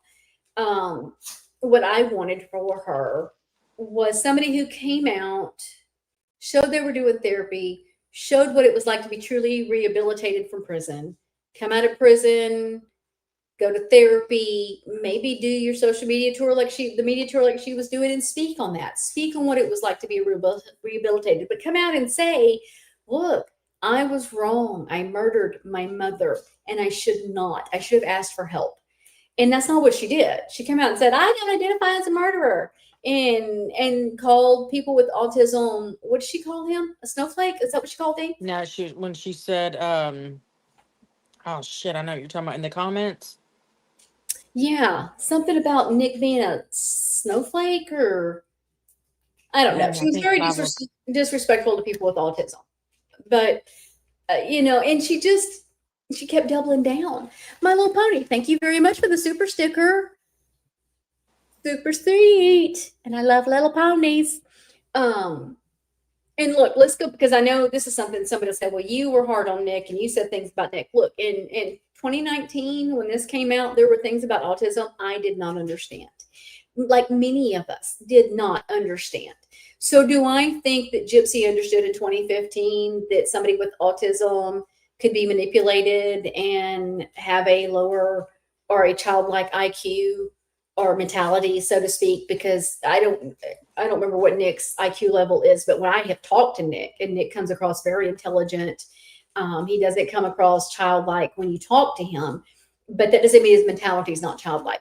But in 2019, I didn't understand the different levels of autism either. And so I argued a lot of things on that aspect that I was wrong about because I didn't understand it.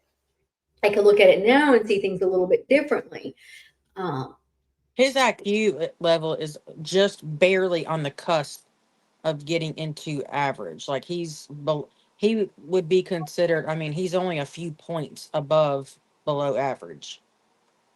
so he's really borderline on either way of it. Yeah, so he's. I mean, he would be like borderline. He could have an actual diagnosis with just if his IQ were a few points lower, Right. like a developmental delayed diagnosis. Besides autism, I mean, intellectually disabled is what I meant. Right.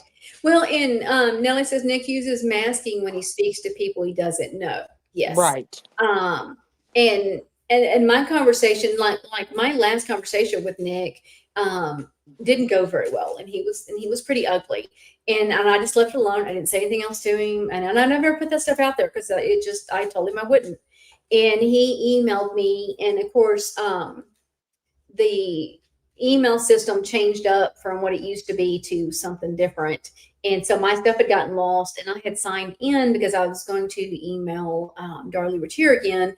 And I had an email from him. I'm like, oh, Nick emailed me. And this was I think it was in 23. It was either February 23 or February of 24. And he said, hey, I just want to apologize to you for how I responded to you. You meant well, and I was wrong with how I came back at you, and I'm really sorry about that, and I hope you forgive me. And I'm like, absolutely. I hope you're doing well. I wish you the best. And it is what it is. I mean, we all say stupid shit, right? And we all get mad. I wouldn't fault him for it. I mean, if I was gonna fault him for it, I'd put it all out there. But I will commend him for that. I do think he's learning. I think that there are times he has good people around him. I think there are times he has bad people around him, and they do the same thing and manipulate him and manipulate the situation. I agree. Yes, Bubbles, they have done nothing but toy with him.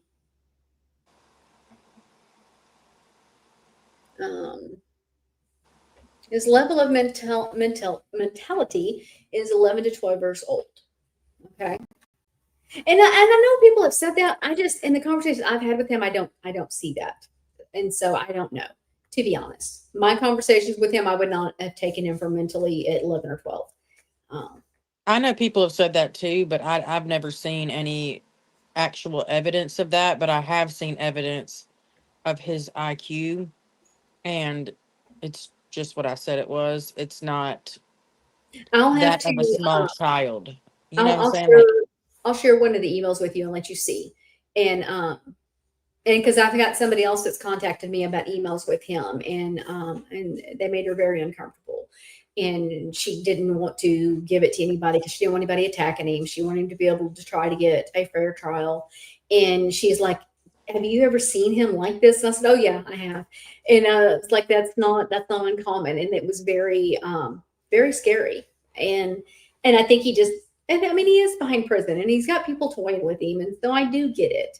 I just, and he's mentally ill. I mean, yeah, people don't want to say it, but that is the truth. I mean, he is mentally ill. So, he's going to be triggered in ways that we can't understand. right, right. Well, and when they're behind prison walls, things hit them differently too because they have no control, and so they are going to react differently at different times in what may not sound normal to you or I because we get to walk outside and go get in our car and go down the road, and they can't. And Nick was failed very early on by his family and the system. I don't think that they had been given the tools that they needed to help him learn to cope and survive. And and not be taken advantage of. And I don't fault them for that because I don't think they knew. I mean, back in 2015, we just didn't have the resources. We didn't have the understanding that we do in 2025. And sadly, we now have a young man in prison for the rest of his life because of that. Yeah. I would really be curious to see what he thought about this book. He hates fancy. Oh, he hates her with a passion. Not even just a little bit. He hates her a whole lot. Yeah. Nellie says some autistics have underlying mental issues and some can be environmental, just like atypicals. Oh, Right. and that's the thing with mental illness, though. And autism isn't mental illness, so don't think that's what I'm saying. But when you have a mental illness, a lot of times there's multiple mental illnesses, so they can mask each other. Like my brother is schizophrenic with bipolar tendencies, and then you can have some bipolar people with schizophrenic tendencies. I have depression, anxiety, PTSD, and my anxiety and agoraphobia, and so my anxiety can mimic other things a lot of times because of how I'm reacting, because of the agoraphobia as well. So they all kind of make these different layers, and it makes it very challenging for people to get really good proper diagnoses, because you can't just go to one doctor and they say, well, you have this and this and this, and this is what's going to help. Sometimes it takes years and many doctors to figure that out. If that makes sense to anybody, if I'm not talking in a circle. No, yeah, for sure. And I think that Nellie makes a good point with the masking because I think it comes off like he is like more intellectual than he is because he has a really, really large vocabulary. And I think he gets that from, a lot of reading. He's doing, I'm sure, a ton of reading in prison. Right.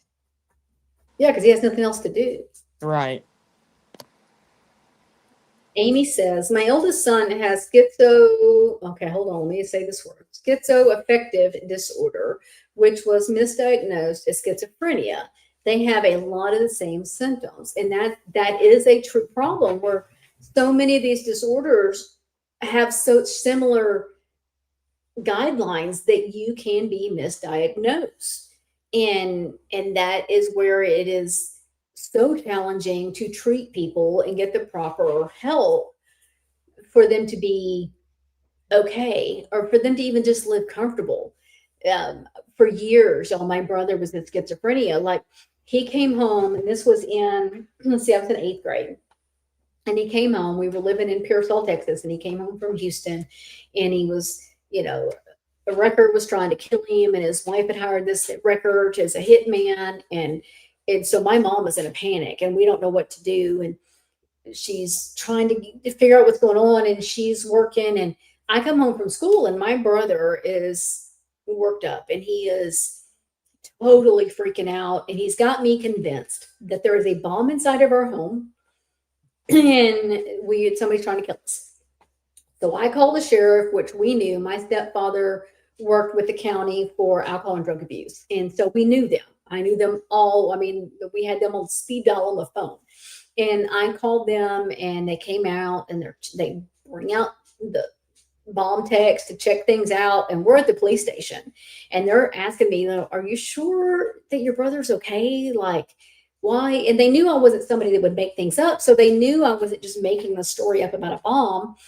And they called my mom, and they said, you need to get in. We have a problem. And they're telling her what's going on. And they said, we need to get him to the hospital. So they took him straight to San Antonio and admitted him into a psych unit. And that was when they finally came back and said, oh no, he's schizophrenic. Like, this is what we have going on. I mean, it took about a week to get this good diagnosis. And then back in probably 2015, he had the police department in a little small town they lived in convinced that my mom and my sister-in-law were running drugs with the cartel. They had their cars wired, their phones wired, and they're following them everywhere. Mom said you could pick up the phone and you could hear a click where it would click in where it was recording them.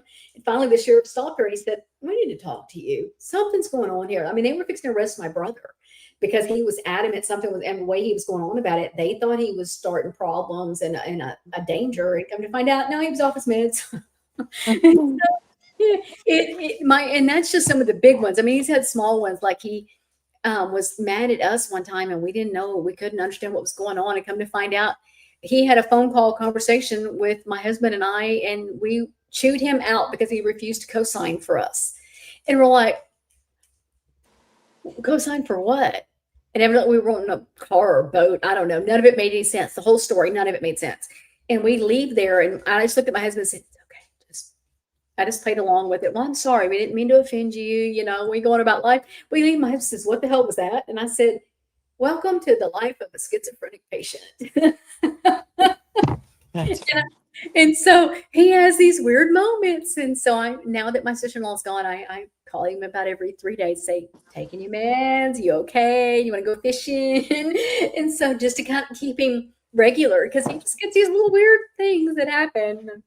And that's the other thing. Just because we've seen a lot of Gypsy's medical records doesn't mean we know everything about Right, everything. And the same with Nick. You know, like we have not even seen his medical records. We have right, no clue. I think it's just a big mistake for people to assume that they know all about Nick based on just what's happened in this story. I mean, his life is way far bigger than what we know about. right. Well, in like Fancy bringing out the microdeletion disorder, when we find that out, so it's in a small pack of the medical files. We're talking years of medical records that they don't. I mean, there's 2 years or 4 years. I don't remember the correct one now of records that she doesn't have. They never gave her, and those were the records that Michelle and them have when they're on these shows talking about them. That's the records. That's the complete records. So we haven't seen all of it. And you got to remember, my problem where Fancy comes in, and it's going to be the same with Gypsy. Well, with Fancy, there's a bias with what she's putting out there, and she's not medically trained. And the people that were medically trained putting it out there weren't medically trained in that area. So what they're putting out there as a nurse isn't necessarily should be taken as fact, in my opinion, on how I see it. Well, then when you've got Gypsy coming out sharing what she's finding out about these disorders with her life, so we're not seeing it on a medical record, we're hearing it from Gypsy, but can we believe what Gypsy says? Well, no, we can't. So, but we can't believe what Fancy's putting out either because it's not coming from a unbiased place. Yes, and neither one of them. I think Fancy people should be asking her, why don't you release everything you have? Because, and I don't want to hear all this bullshit about, oh, it's not relevant, whatever. Let us be the judge of that. And the Right, same with Gypsy. Like, I'm not going to believe anything you say either because you can tell us any damn thing. And you're right, both liars. right. Well, because they're both coming from a biased place of it. They're not, you know, Fancy's got an agenda and Gypsy has an agenda. You know, Right. let's have people that don't have any kind of agenda have the facts. And Yeah. then my problem with it is then you've got people, and I'm not throwing shade at any of the side that have been putting stuff out, like Becca Scoops, Millennial, Into the Weeds, none of them. Because when it comes to people like Dawn with Cut and Board, 1980 Millennial, Into the Weeds, I respect those ladies with everything in me. I consider them my friends. Um, and they are putting stuff out that they're finding in the FOIAs and all of that, but it's not medical records. And if and what does get put out there by people is still, in my opinion, contaminated from what we're getting from Fancy because we don't have all of it to look at. And it's just not black or white. It just isn't black or white. We're reading in this book in black and white. It just isn't. None of the story is. And believe it or not, I know how Fancy thought this was going to be like this moment of clarity for us all to read this book. It's not. It makes it even more confusing. It's making points about Gypsy that I didn't consider, nor do I take seriously. It's making points about Dee Dee that I didn't consider, nor do I take seriously. It just murks the waters up even more. Right. Oh, absolutely. Absolutely. That's why she should have done this as a live behind a paywall where they could do a whole parody on it and make it a parody thing. If you want to make money on it, do it behind a paywall or put it on just your channel to get the clicks and views. One or the other.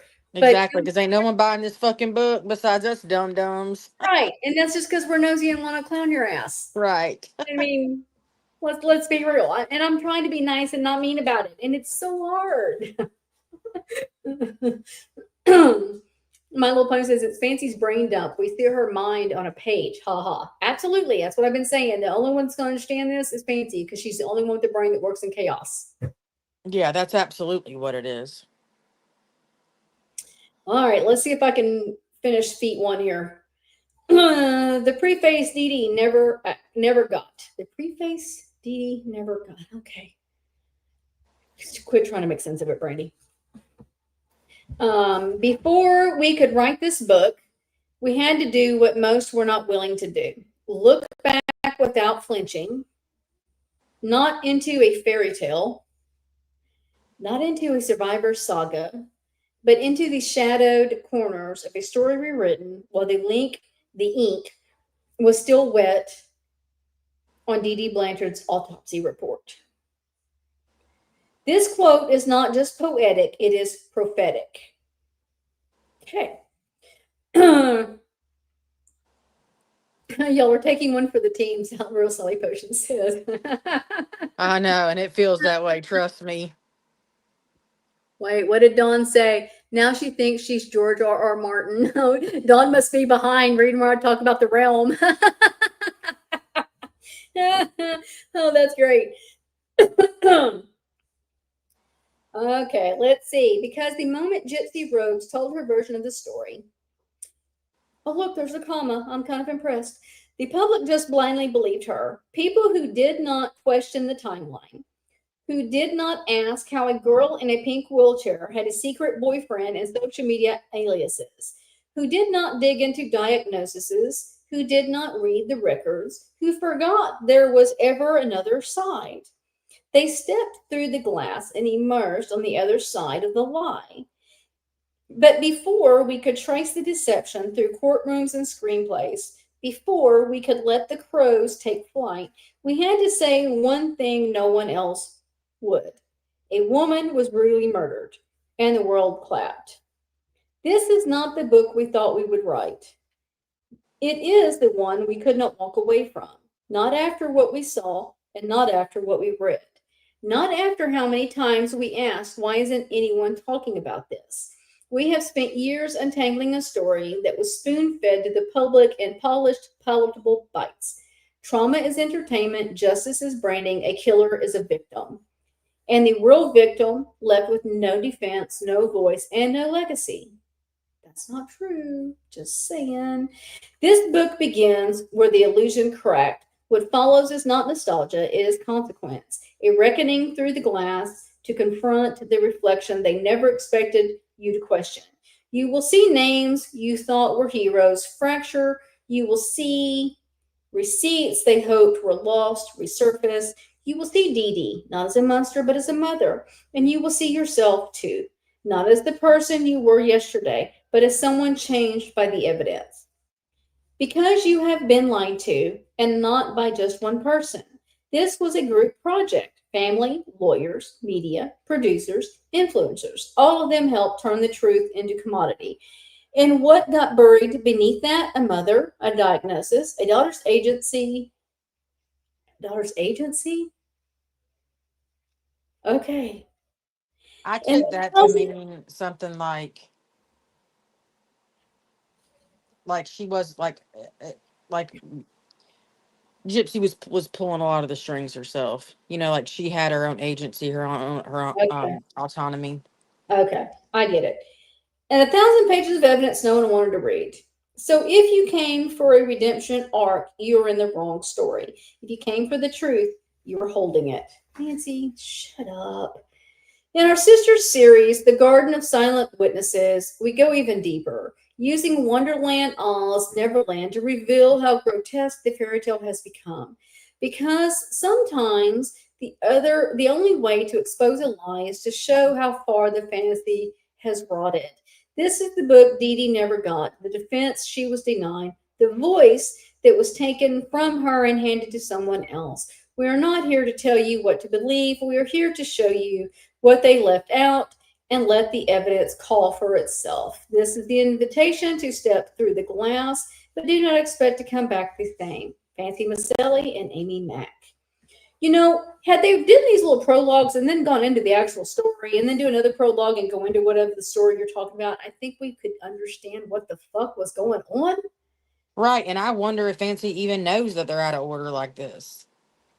Well, Like they're if she supposed to doesn't, be like that prologue act.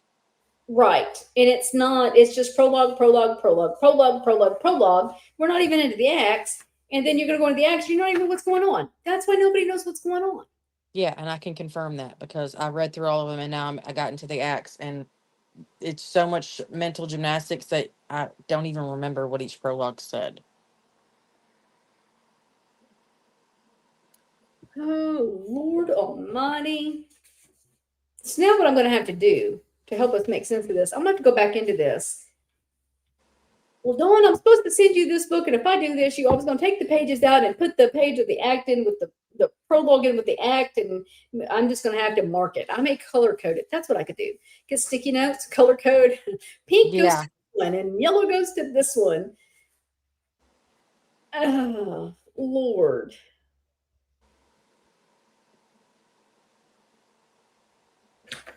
Like, hmm.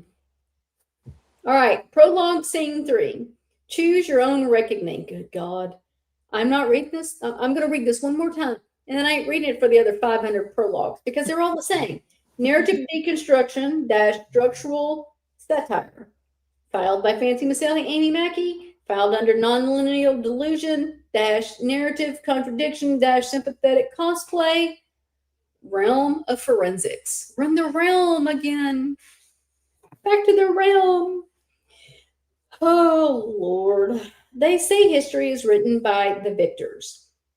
But this one was ghostwritten by a girl with a pink pen, a performance degree in pity, a script that changed every time someone turned the page. Gypsy tells the story of her life like it is choose your own adventure.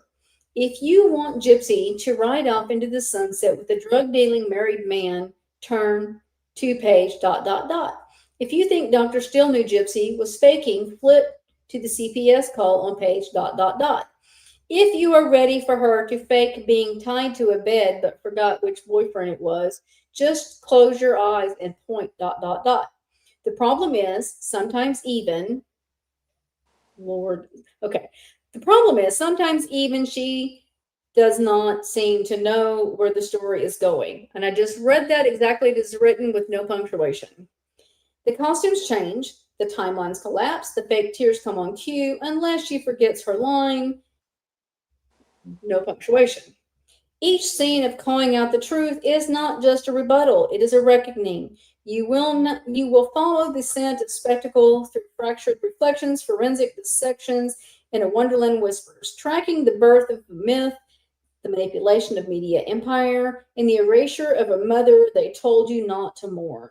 Who told people not to mourn this woman? that's what I'm saying. Nellie, were y'all ever told you weren't allowed to mourn? I'm just curious.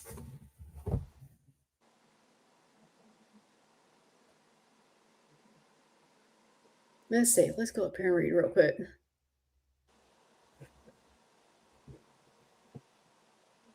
It would just those sentences. Couldn't you have her Baker acted? Look, I've told her family before to have her Baker acted.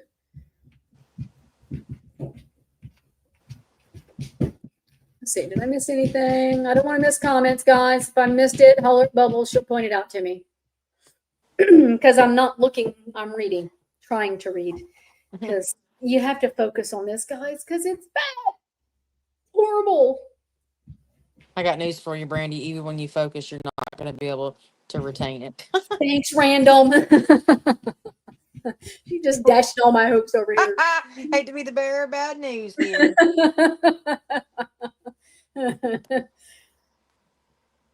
Bubble says the only person who I have heard tell anyone that they are not mourning correctly would be her. Absolutely.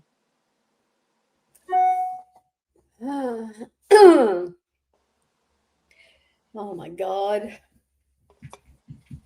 So wait, we're gonna jump ahead. So what were we on? We were on prologue scene 3. So let's see if we can find act 3. Would it be act 3? Yes. Act 1 scene. I don't know how she's got it. Act 1. Let's see, 19. So let's go. Let me look at my book and see. Let's see if we can So, put that into perspective. yeah, if you could go from the prologue you're reading over to the scene, Act 1, I assume, because it says prologue scene 1.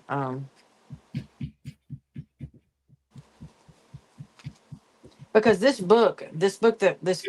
first book, it's all Act 1. I don't know. I think maybe even, I guess every book is an act. Act 1, yeah, for the entire book. I forgot it says it on the damn cover. Amy asks, is the story of Nick's mom's passing in this book? Not that I've read. Random, have you read anything about Nick's mother in here? No. Mm-mm. I mean, No, she references, so far, I've gotten into scene 19, I think. And she references Nick, like, briefly one time. okay, so we just read prologue scene 3, choose your own reckoning. And so if we're thinking it goes to act 1 scene 3, we're in act 1 scene 3 and it says broadcast 3, trial by eyelash curl. Oh, yeah. I forgot about that part.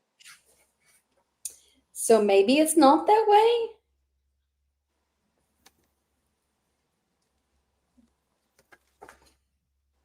Open it up and I'm going to see. Because you were just reading which prologue? I was on prologue scene 3. All right. Let me see.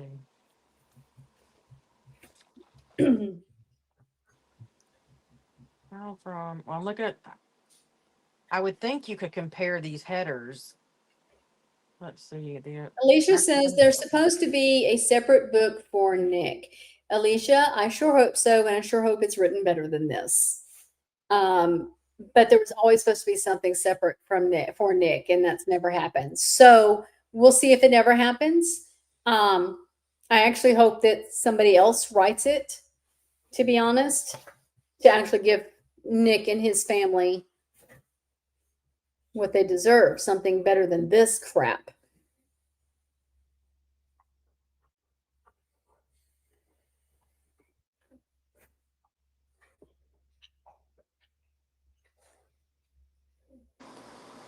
Just in retro stuff, TV show channel. Welcome. Happy Saturday.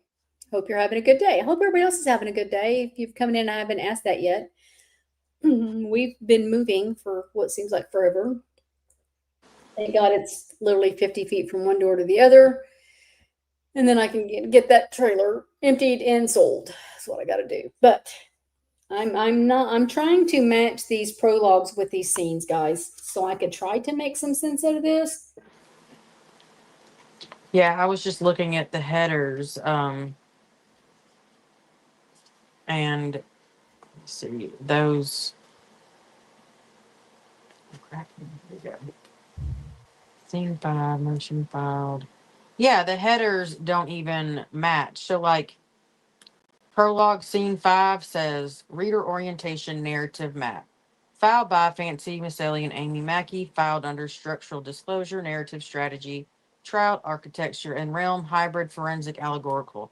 But then when I go to scene 5, it's a completely different section header as motion filed or origin testimony evaluation, filed by Just Fancy, narrative support, Amy Mackey, and filed under a completely different, and the realm is forensic versus forensic / allegorical hybrid. So I don't think it even goes that way.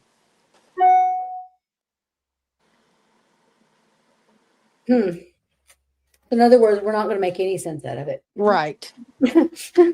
Well, damn it, I was trying. I know it. But you were saying made sense for it to be that way. But But then it, when you look at it side by side, it's not doesn't match yeah, up. it doesn't match at all. Okay, so I was thinking that we could um Make it match make sense. and somehow make it make some better sense or some kind of sense. But it's not happening. Um Justin, my link for the StreamYard is pinned. Um I don't know that I've ever seen you around, but Alicia said it reminds me of a file cabinet. yes, Alicia, I agree. Except I think a file cabinet might be a little more organized. Yeah. It doesn't, I don't know how to make sense of this. I'm trying to figure out a way to organize it so that you guys can fucking follow along and understand what we're talking about because we don't even understand what we're reading at this point. And I know it's got to be confusing for the listener because there's nothing to follow. Right. Please show pedal for the pill bottle testifies at some point before we end, just so everyone can experience it. Okay, let me go find that. Is that towards the back? Let me mark my page here.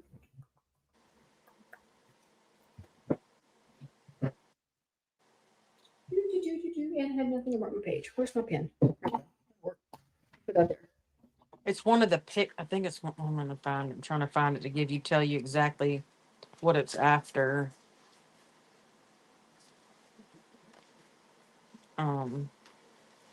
Alicia says she kind of understands where she's coming from. Well, Alicia, I am really glad that you do. I think she should have made this a little bit easier for everybody else to understand where she's coming from. Because it is just too confusing. It is very confusing. Those of us that know this story backwards and forwards are having a hard time following. And so people that don't follow all of this on social media aren't going to understand either. Not a chance in hell. Especially, they're going to look at this and go, what the hell? I mean, we're saying that and we know the story.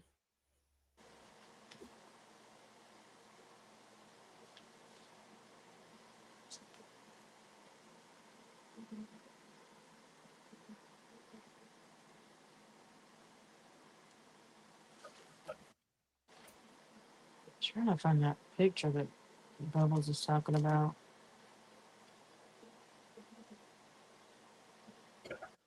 The good thing is, with this thing being as giant as it is, it's easy to flip through. Right? Like when you're searching for something.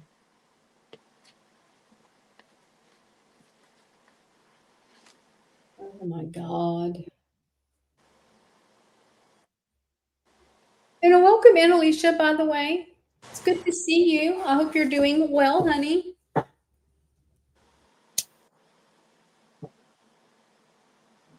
There's a big truck outside. Okay, Bill will send it to me.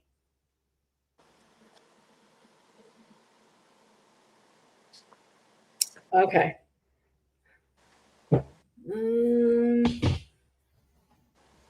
It's gonna be.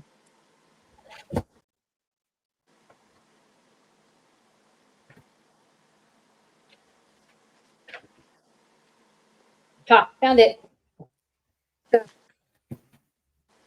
Just lost my place.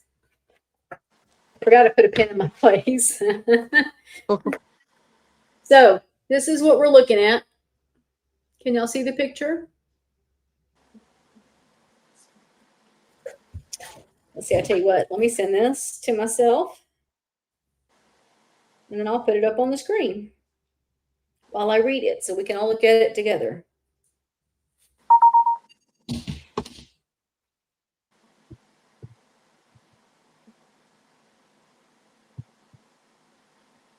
All right, so let's pull this up. Hold on, Melanie, I'm fixing her. What the hell was that pic, she says?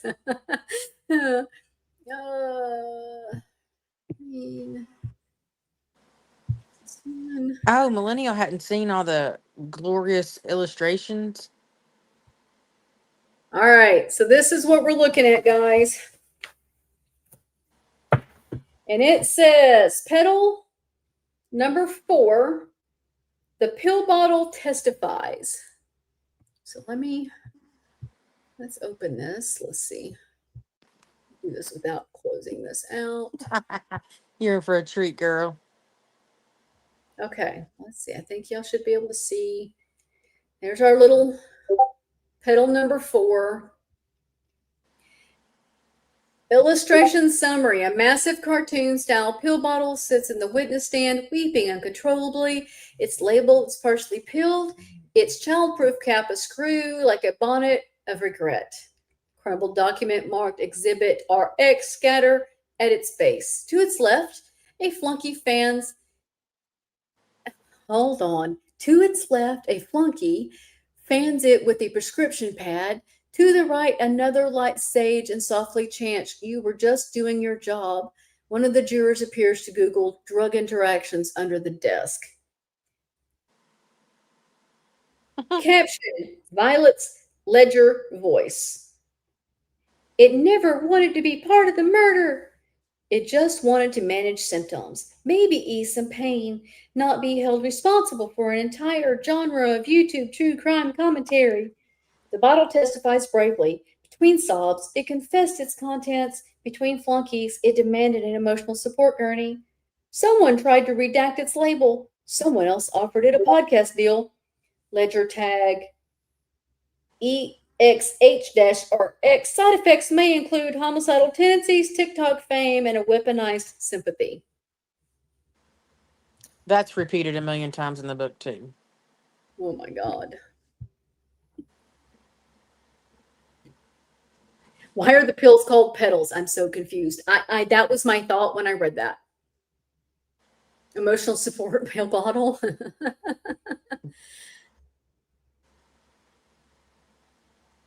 Oh, I did the gypsy voice great. I wasn't even trying to do a gypsy voice. She Yeah, trying to she's do it. mirroring the pill bottle's emotions, evidently.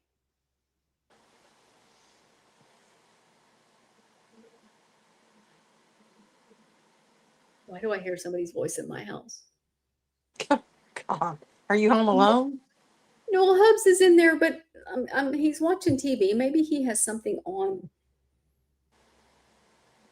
So let's see. Let's find another funny one to read. We'll skip ahead to these parts for a minute. This is I kind was of gonna say you got lots to draw from. Just Here you go, millennial. Pedal number 1. Defense arrives with the grace of a shrieking piñata. Illustration, defense flunkies crashed into the courtroom in a pink glitter car mid-confetti burst. One clown is splayed across the floor. Hobart is mid-scream. The jury recoils behind a smoke cloud of absurdity. Flaming tie, confetti trauma, vehicular narrative collapse. This was the moment the record stopped pretending to be sane. Violet darkly.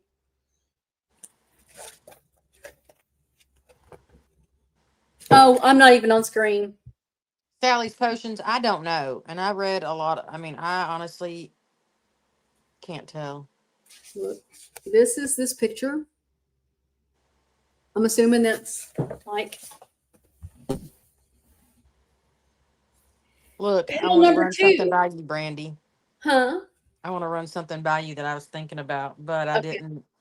Look, I'm already the bane of Fancy, or one of the banes of Fancy's existence. So I don't know how well this would go, but I really did think about digitizing this book and passing it out No joke. Like to we could give do it to this up. people. We can actually go on a podcast and just read this, and then people could just. We would have to do it without commentary. We'd have to take out our snark so that they could just follow the book, and what? Yeah, I really did think about digitizing it so she don't ever sell another fucking copy. Ugh.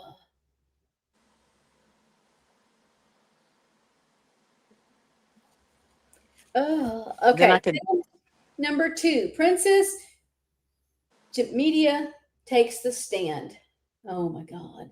Illustration summary. The courtroom has transformed into a media circus. Princess Media, cloaked in a glittering powder blue power suit and rhinestone tiara, sits center stage at the witness stand. Her glasses reflect her ring light, which is mounted beside the comically large teleprompter box. In front of her, a glowing red button, a camera, and a perfectly positioned pie. Question mark? Suggest both satire and sabotage. Behind her, dozens of stoics, identically dressed men stare on, frozen mid bewitchment. Someone in a party hat is levitating, her smirk and algorithm approved. Caption Violet Ledger's voice. The witness did not swear on a Bible. She swore on her follower count. She gave her testimony in takes. Her pauses were deliberate, her lighting preset.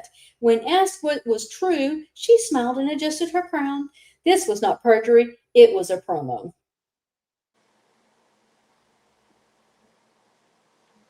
You haven't gotten to Gypsy's name yet, have you? Is that what that one was? The Gimp Media? Well, it's the whole name is it's I think it's supposed to be like Gypmidia Verlaine Maris Crowley. Jesus. And Gypsy, I mean not Gypsy. Dee Dee's name is like it's a Crowley too. Cordelia Crowley, the Morning Orchid.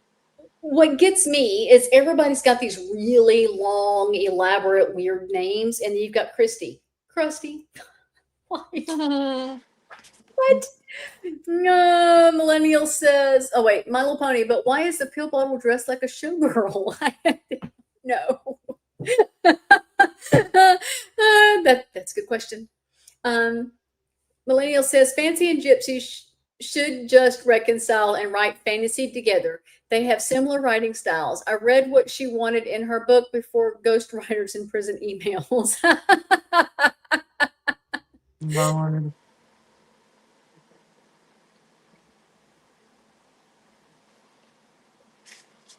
Wait, hold on. Double sent me something else.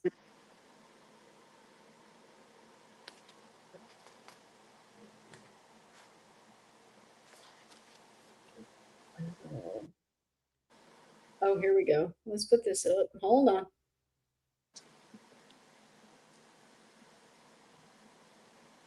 Yeah, we're definitely going to have a take two and do more of this because there is way too much of this to You gonna need more than a take two.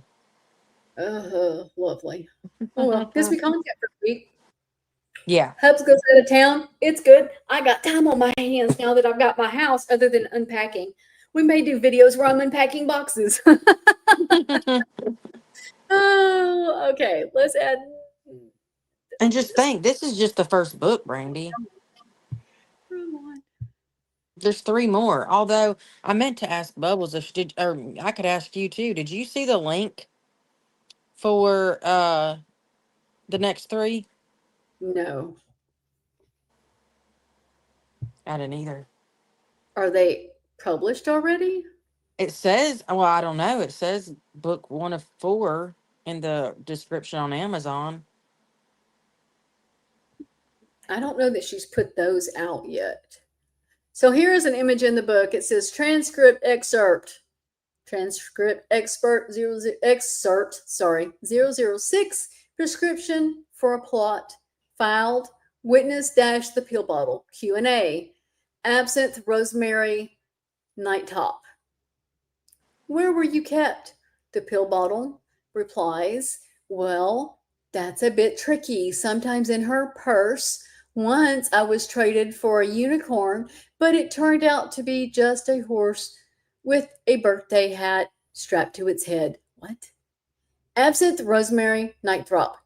Were you locked up? The pill bottle, allegedly. Absinthe rosemary night drop. Did the defendant know your contents? The pill bottle. She memorized me. She curated me. Absinthe rosemary night drop.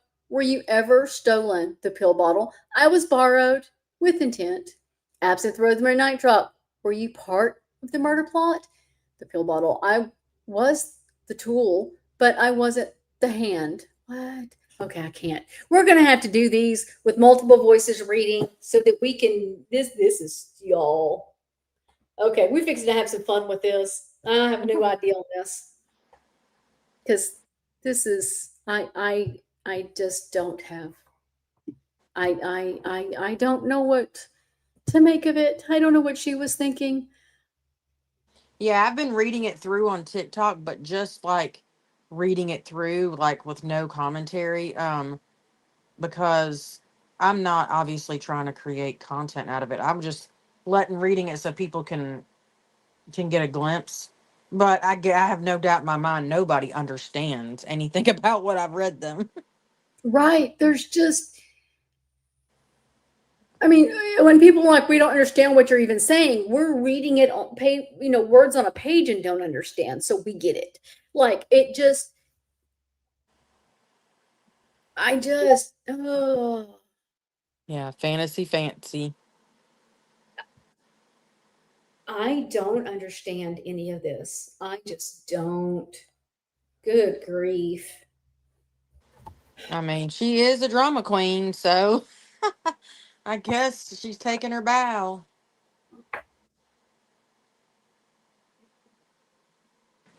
Oh, like this continues, guys. Like, Oh, there's so much more.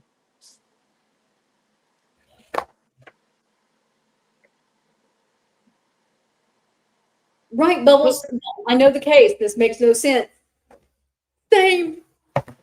I know the players. Like, and it's like, oh my God, what is going on right now?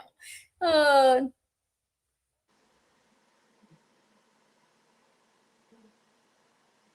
Yeah, I didn't get any signed copies. I ordered it from Amazon because I didn't want Fancy to have my information. But and all I don't know if I told anybody this. I went back to her website and it's listed there. So if you just looked at it at first glance, you would think you could order it from her website. But it said $20 for every package was the same, whether it was signed or whether it was like the sign or the individual ones, the multi ones. And so I thought something's weird. So I hit add to cart, and where it says put in your shipping address to calculate shipping, I put in my city and state, I put in Bubble City and state, I put in Alicia City, and all of it said shipping could not be calculated. So you can't even order it off her website. weird. Yeah, I thought so. And Real Sally Special says, I can't believe that Mac agreed with putting her name on this. I agree. I Her think that government name. I think that Mac has been sold a store, a belief in a business, and like the rest of us have at one point or another. And Mac is so much like Christina that she's just going to follow Fancy into the fire at her own demise. And that's sad because I like Mac and I know she's watching because she watches to tell Fancy what I'm saying. Hell, Fancy's probably here. Hey, Fancy, click the link, hon. Come on up. Let's talk. Let's talk. I mean, come on. I wouldn't let somebody put my government name to it when they don't even have their government name to it. Right. Mm-mm. I wouldn't have put that out there at all. Yeah, My Little Pony. I've been reading it every night. Well, the last 2 nights I took a break because I wanted to do this with Brandy, but I've been reading it, going through Yeah, it. and one reason why I wanted, because I know that Brandon and them, and make sure y'all listen to them on TikTok, but one reason why I wanted to do it over here is because, oh Lord, sorry, I had to sneeze. My Bless allergies. you. Oh, all the dust we've been kicking up and moving. Oh, my sinuses are killing me. Is because TikTok, it goes away. YouTube, it stays. And so I wanted for people to have a way to watch it that can't watch the lives because I can't stay in lives for long ever. And so this way it'll be here and we'll have our commentary and people can come back to it and reference it. And I mean, it's going to take a while for us to get through this. I definitely need to get some of it over to Millennial because I need to hear Millennial on this. Because she's got some fun snark. Yeah. I considered doing it on YouTube, but 2 reasons I didn't. One, I don't have any type of following on YouTube like you do. But also, I wasn't, because I don't make content on YouTube, I wasn't sure of what line I'd have to toe in order for Fancy not to strike me because I knew she would or she'd try. Well, she's going to try. Oh, I can promise she's going to try. Like she's going after Millennial. Millennial's the only one she won against because Millennial didn't counter it. She doesn't want her to have her information, and that's why she went after Millennial. She wanted her information, and because she'll use it. She has mine. She already had mine. I called her bluff a long time before the TikTok stuff, and I called her bluff again last year or the early this year when she struck me and tried. And I'm not playing. She can try to strike me if she wants to, but I can promise you this is going to Rumble when I'm through with this tonight. Every one of these will be right back. I was trying to go live on Rumble too, but it wouldn't. I didn't do it right, so I have to play with that some more. And but I suspect she will try to strike. With YouTube, I gave her credit. I dropped the link to her book. And that way I can give her credit. It's not my work. It is her work. I am doing commentary on the book, and you're allowed to do reviews. I mean, I just played audio from the House of My Mother book, and did book reviews on here. I mean, people do it all the time. You just have to do commentary. You have to transform all of it to make it your own. And what she'll do is if she strikes, she'll do a copyright strike, because to fight it, you have to put your information in there, and they give it all to her. And then she has 7 days or 10 days, something like that, to show she's going to take you to court. She ain't got no mind taking anybody to court. See, I knew with me, she's got me blocked on TikTok, so I knew she wouldn't hear about what I was doing until after the fact, and then she wouldn't have any idea of what my live stream contained because she wasn't there. Now, if someone tells her in real time, she can go come in an alternate account, but whatever. Right. TikTok don't really play that shit the way. I will make a book chat in the Discord server, because we can do lives in there too. And over on Rumble's easy to monetize on, so I'm kind of anxious to get over there on Rumble some. And Rumble, you can get away with everything. I could play. That's what I've heard. I can do all that. I wanted to watch some of these new documentaries that are shows that have come out. I don't know if any of you guys watched the Monster Ed Gein one. Freaking loved it. And it goes to the mental health stuff we were talking about a while ago. But then they've got the what is the one, the neighbor? Perfect Neighbor? Is that the one that Yes, The Perfect Neighbor. It just come out, that one I gotta watch. And so I would like to do those with a group of people where we can talk about it. It would be fun. Yeah, Sally's Potion Fancy can have the credit. Nobody here is trying to take credit Right. for this I'm book. giving her the credit. Look, I don't want nobody thinking I wrote this. I'm giving her all the credit. This is her. Yeah. This is your spotlight, hon. You want the spotlight? You got it. You want to play in the big leagues? You got it.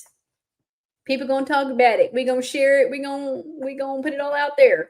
That's right. Some of these ladies are not gonna go buy this book because we're gonna share it with them, so they don't have to go buy it.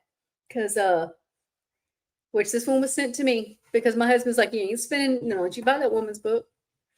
Oh Lord, let's see. This page just got me. Silence is treason against the Queen. The crown of victimhood. Pink Sheet Standard Volume 1, 8/15 of 2025. I can't read all that other writing. That's what that is.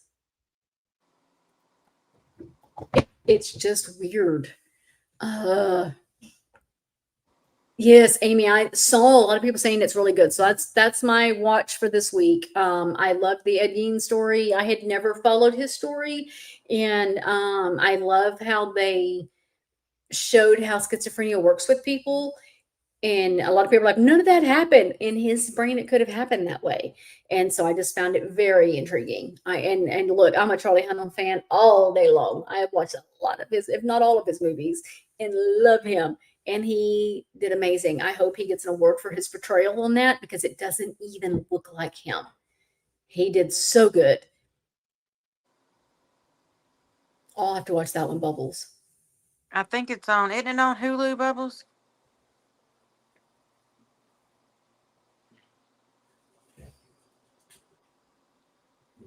Well, all right, guys. I'm going to go ahead and cut this so I can go take doggies out and finish up the night. We've got stuff to do tomorrow. I'll see you on Monday. Let's do this Monday. Let's try to get some more of this out. We're not going to get all the way through this, and it's going to take a bit. I'm going to try to figure out a way to combine it and make it make sense. Because I mean, we just tried to look at it thinking that's how it would work, and it wasn't. So there's got to be some way it connects. it is weird. For those of you that got memberships, thank you very much. And the super chat, thank you, thank you. I appreciate you. It's on Paramount, she says. That Mr. and Mrs. Murder. That's a good question, Brandy, real quick, because before you go, if like I thought about that too, and I've got an AI pic, but if My Little Pony used the Pretty Little Pill bottle as her profile pic, she couldn't get copyright struck for that, could she? That's a chat. That's a chat GPT Question. picture. Oh, that's right. She did not pay an artist for this. She does not own this artwork. From my understanding, is Miss Fancy Pants in here? Because she'll know that for sure. I believe that is how that works. I'll message her and ask her for sure, because she will know that. I didn't think about that. Justin, come get up here on next time, because I had it pinned up top. We're going to go ahead and cut it because we've been live on 2.5 hours. That's a long time for me. I start getting bored, tired, and like, oh, I got to leave.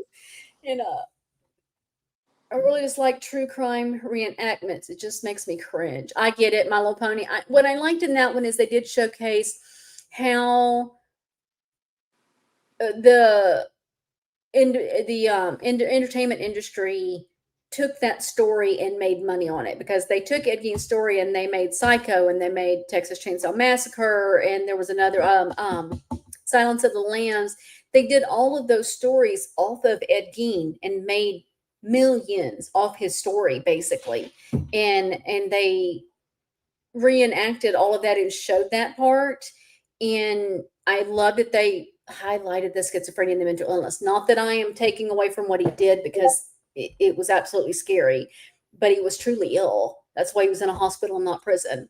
But I'm definitely gonna have to go watch those other documentaries on him, because I want more information on him, because I had never really followed his story. It just wasn't something that had grabbed me.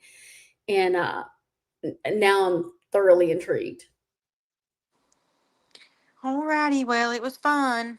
I had a blast, guys, and I will see you all Monday. All right. Bye. Y'all enjoy the rest of your weekend.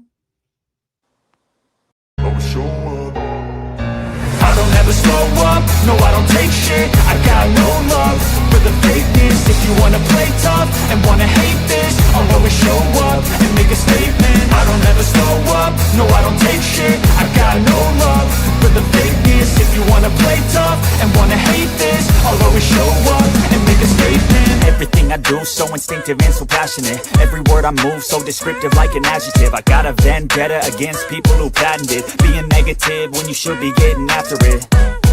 I got facts over tracks, this and that. Spitting slow, spitting fast, I could roast, I could gas. Think I'm okay at last, but I don't know if that can erase all the past. And the pettiness, a reflection of the emptiness. Hilarious, you think you're worth my time, you're delirious. Mysterious, because you hide behind a fake exterior. Inferior, you know I'll always be a bit superior. Get off of me, this ain't no humble brag. I want you to hear words, you can say them back. I want you to feel free from the chains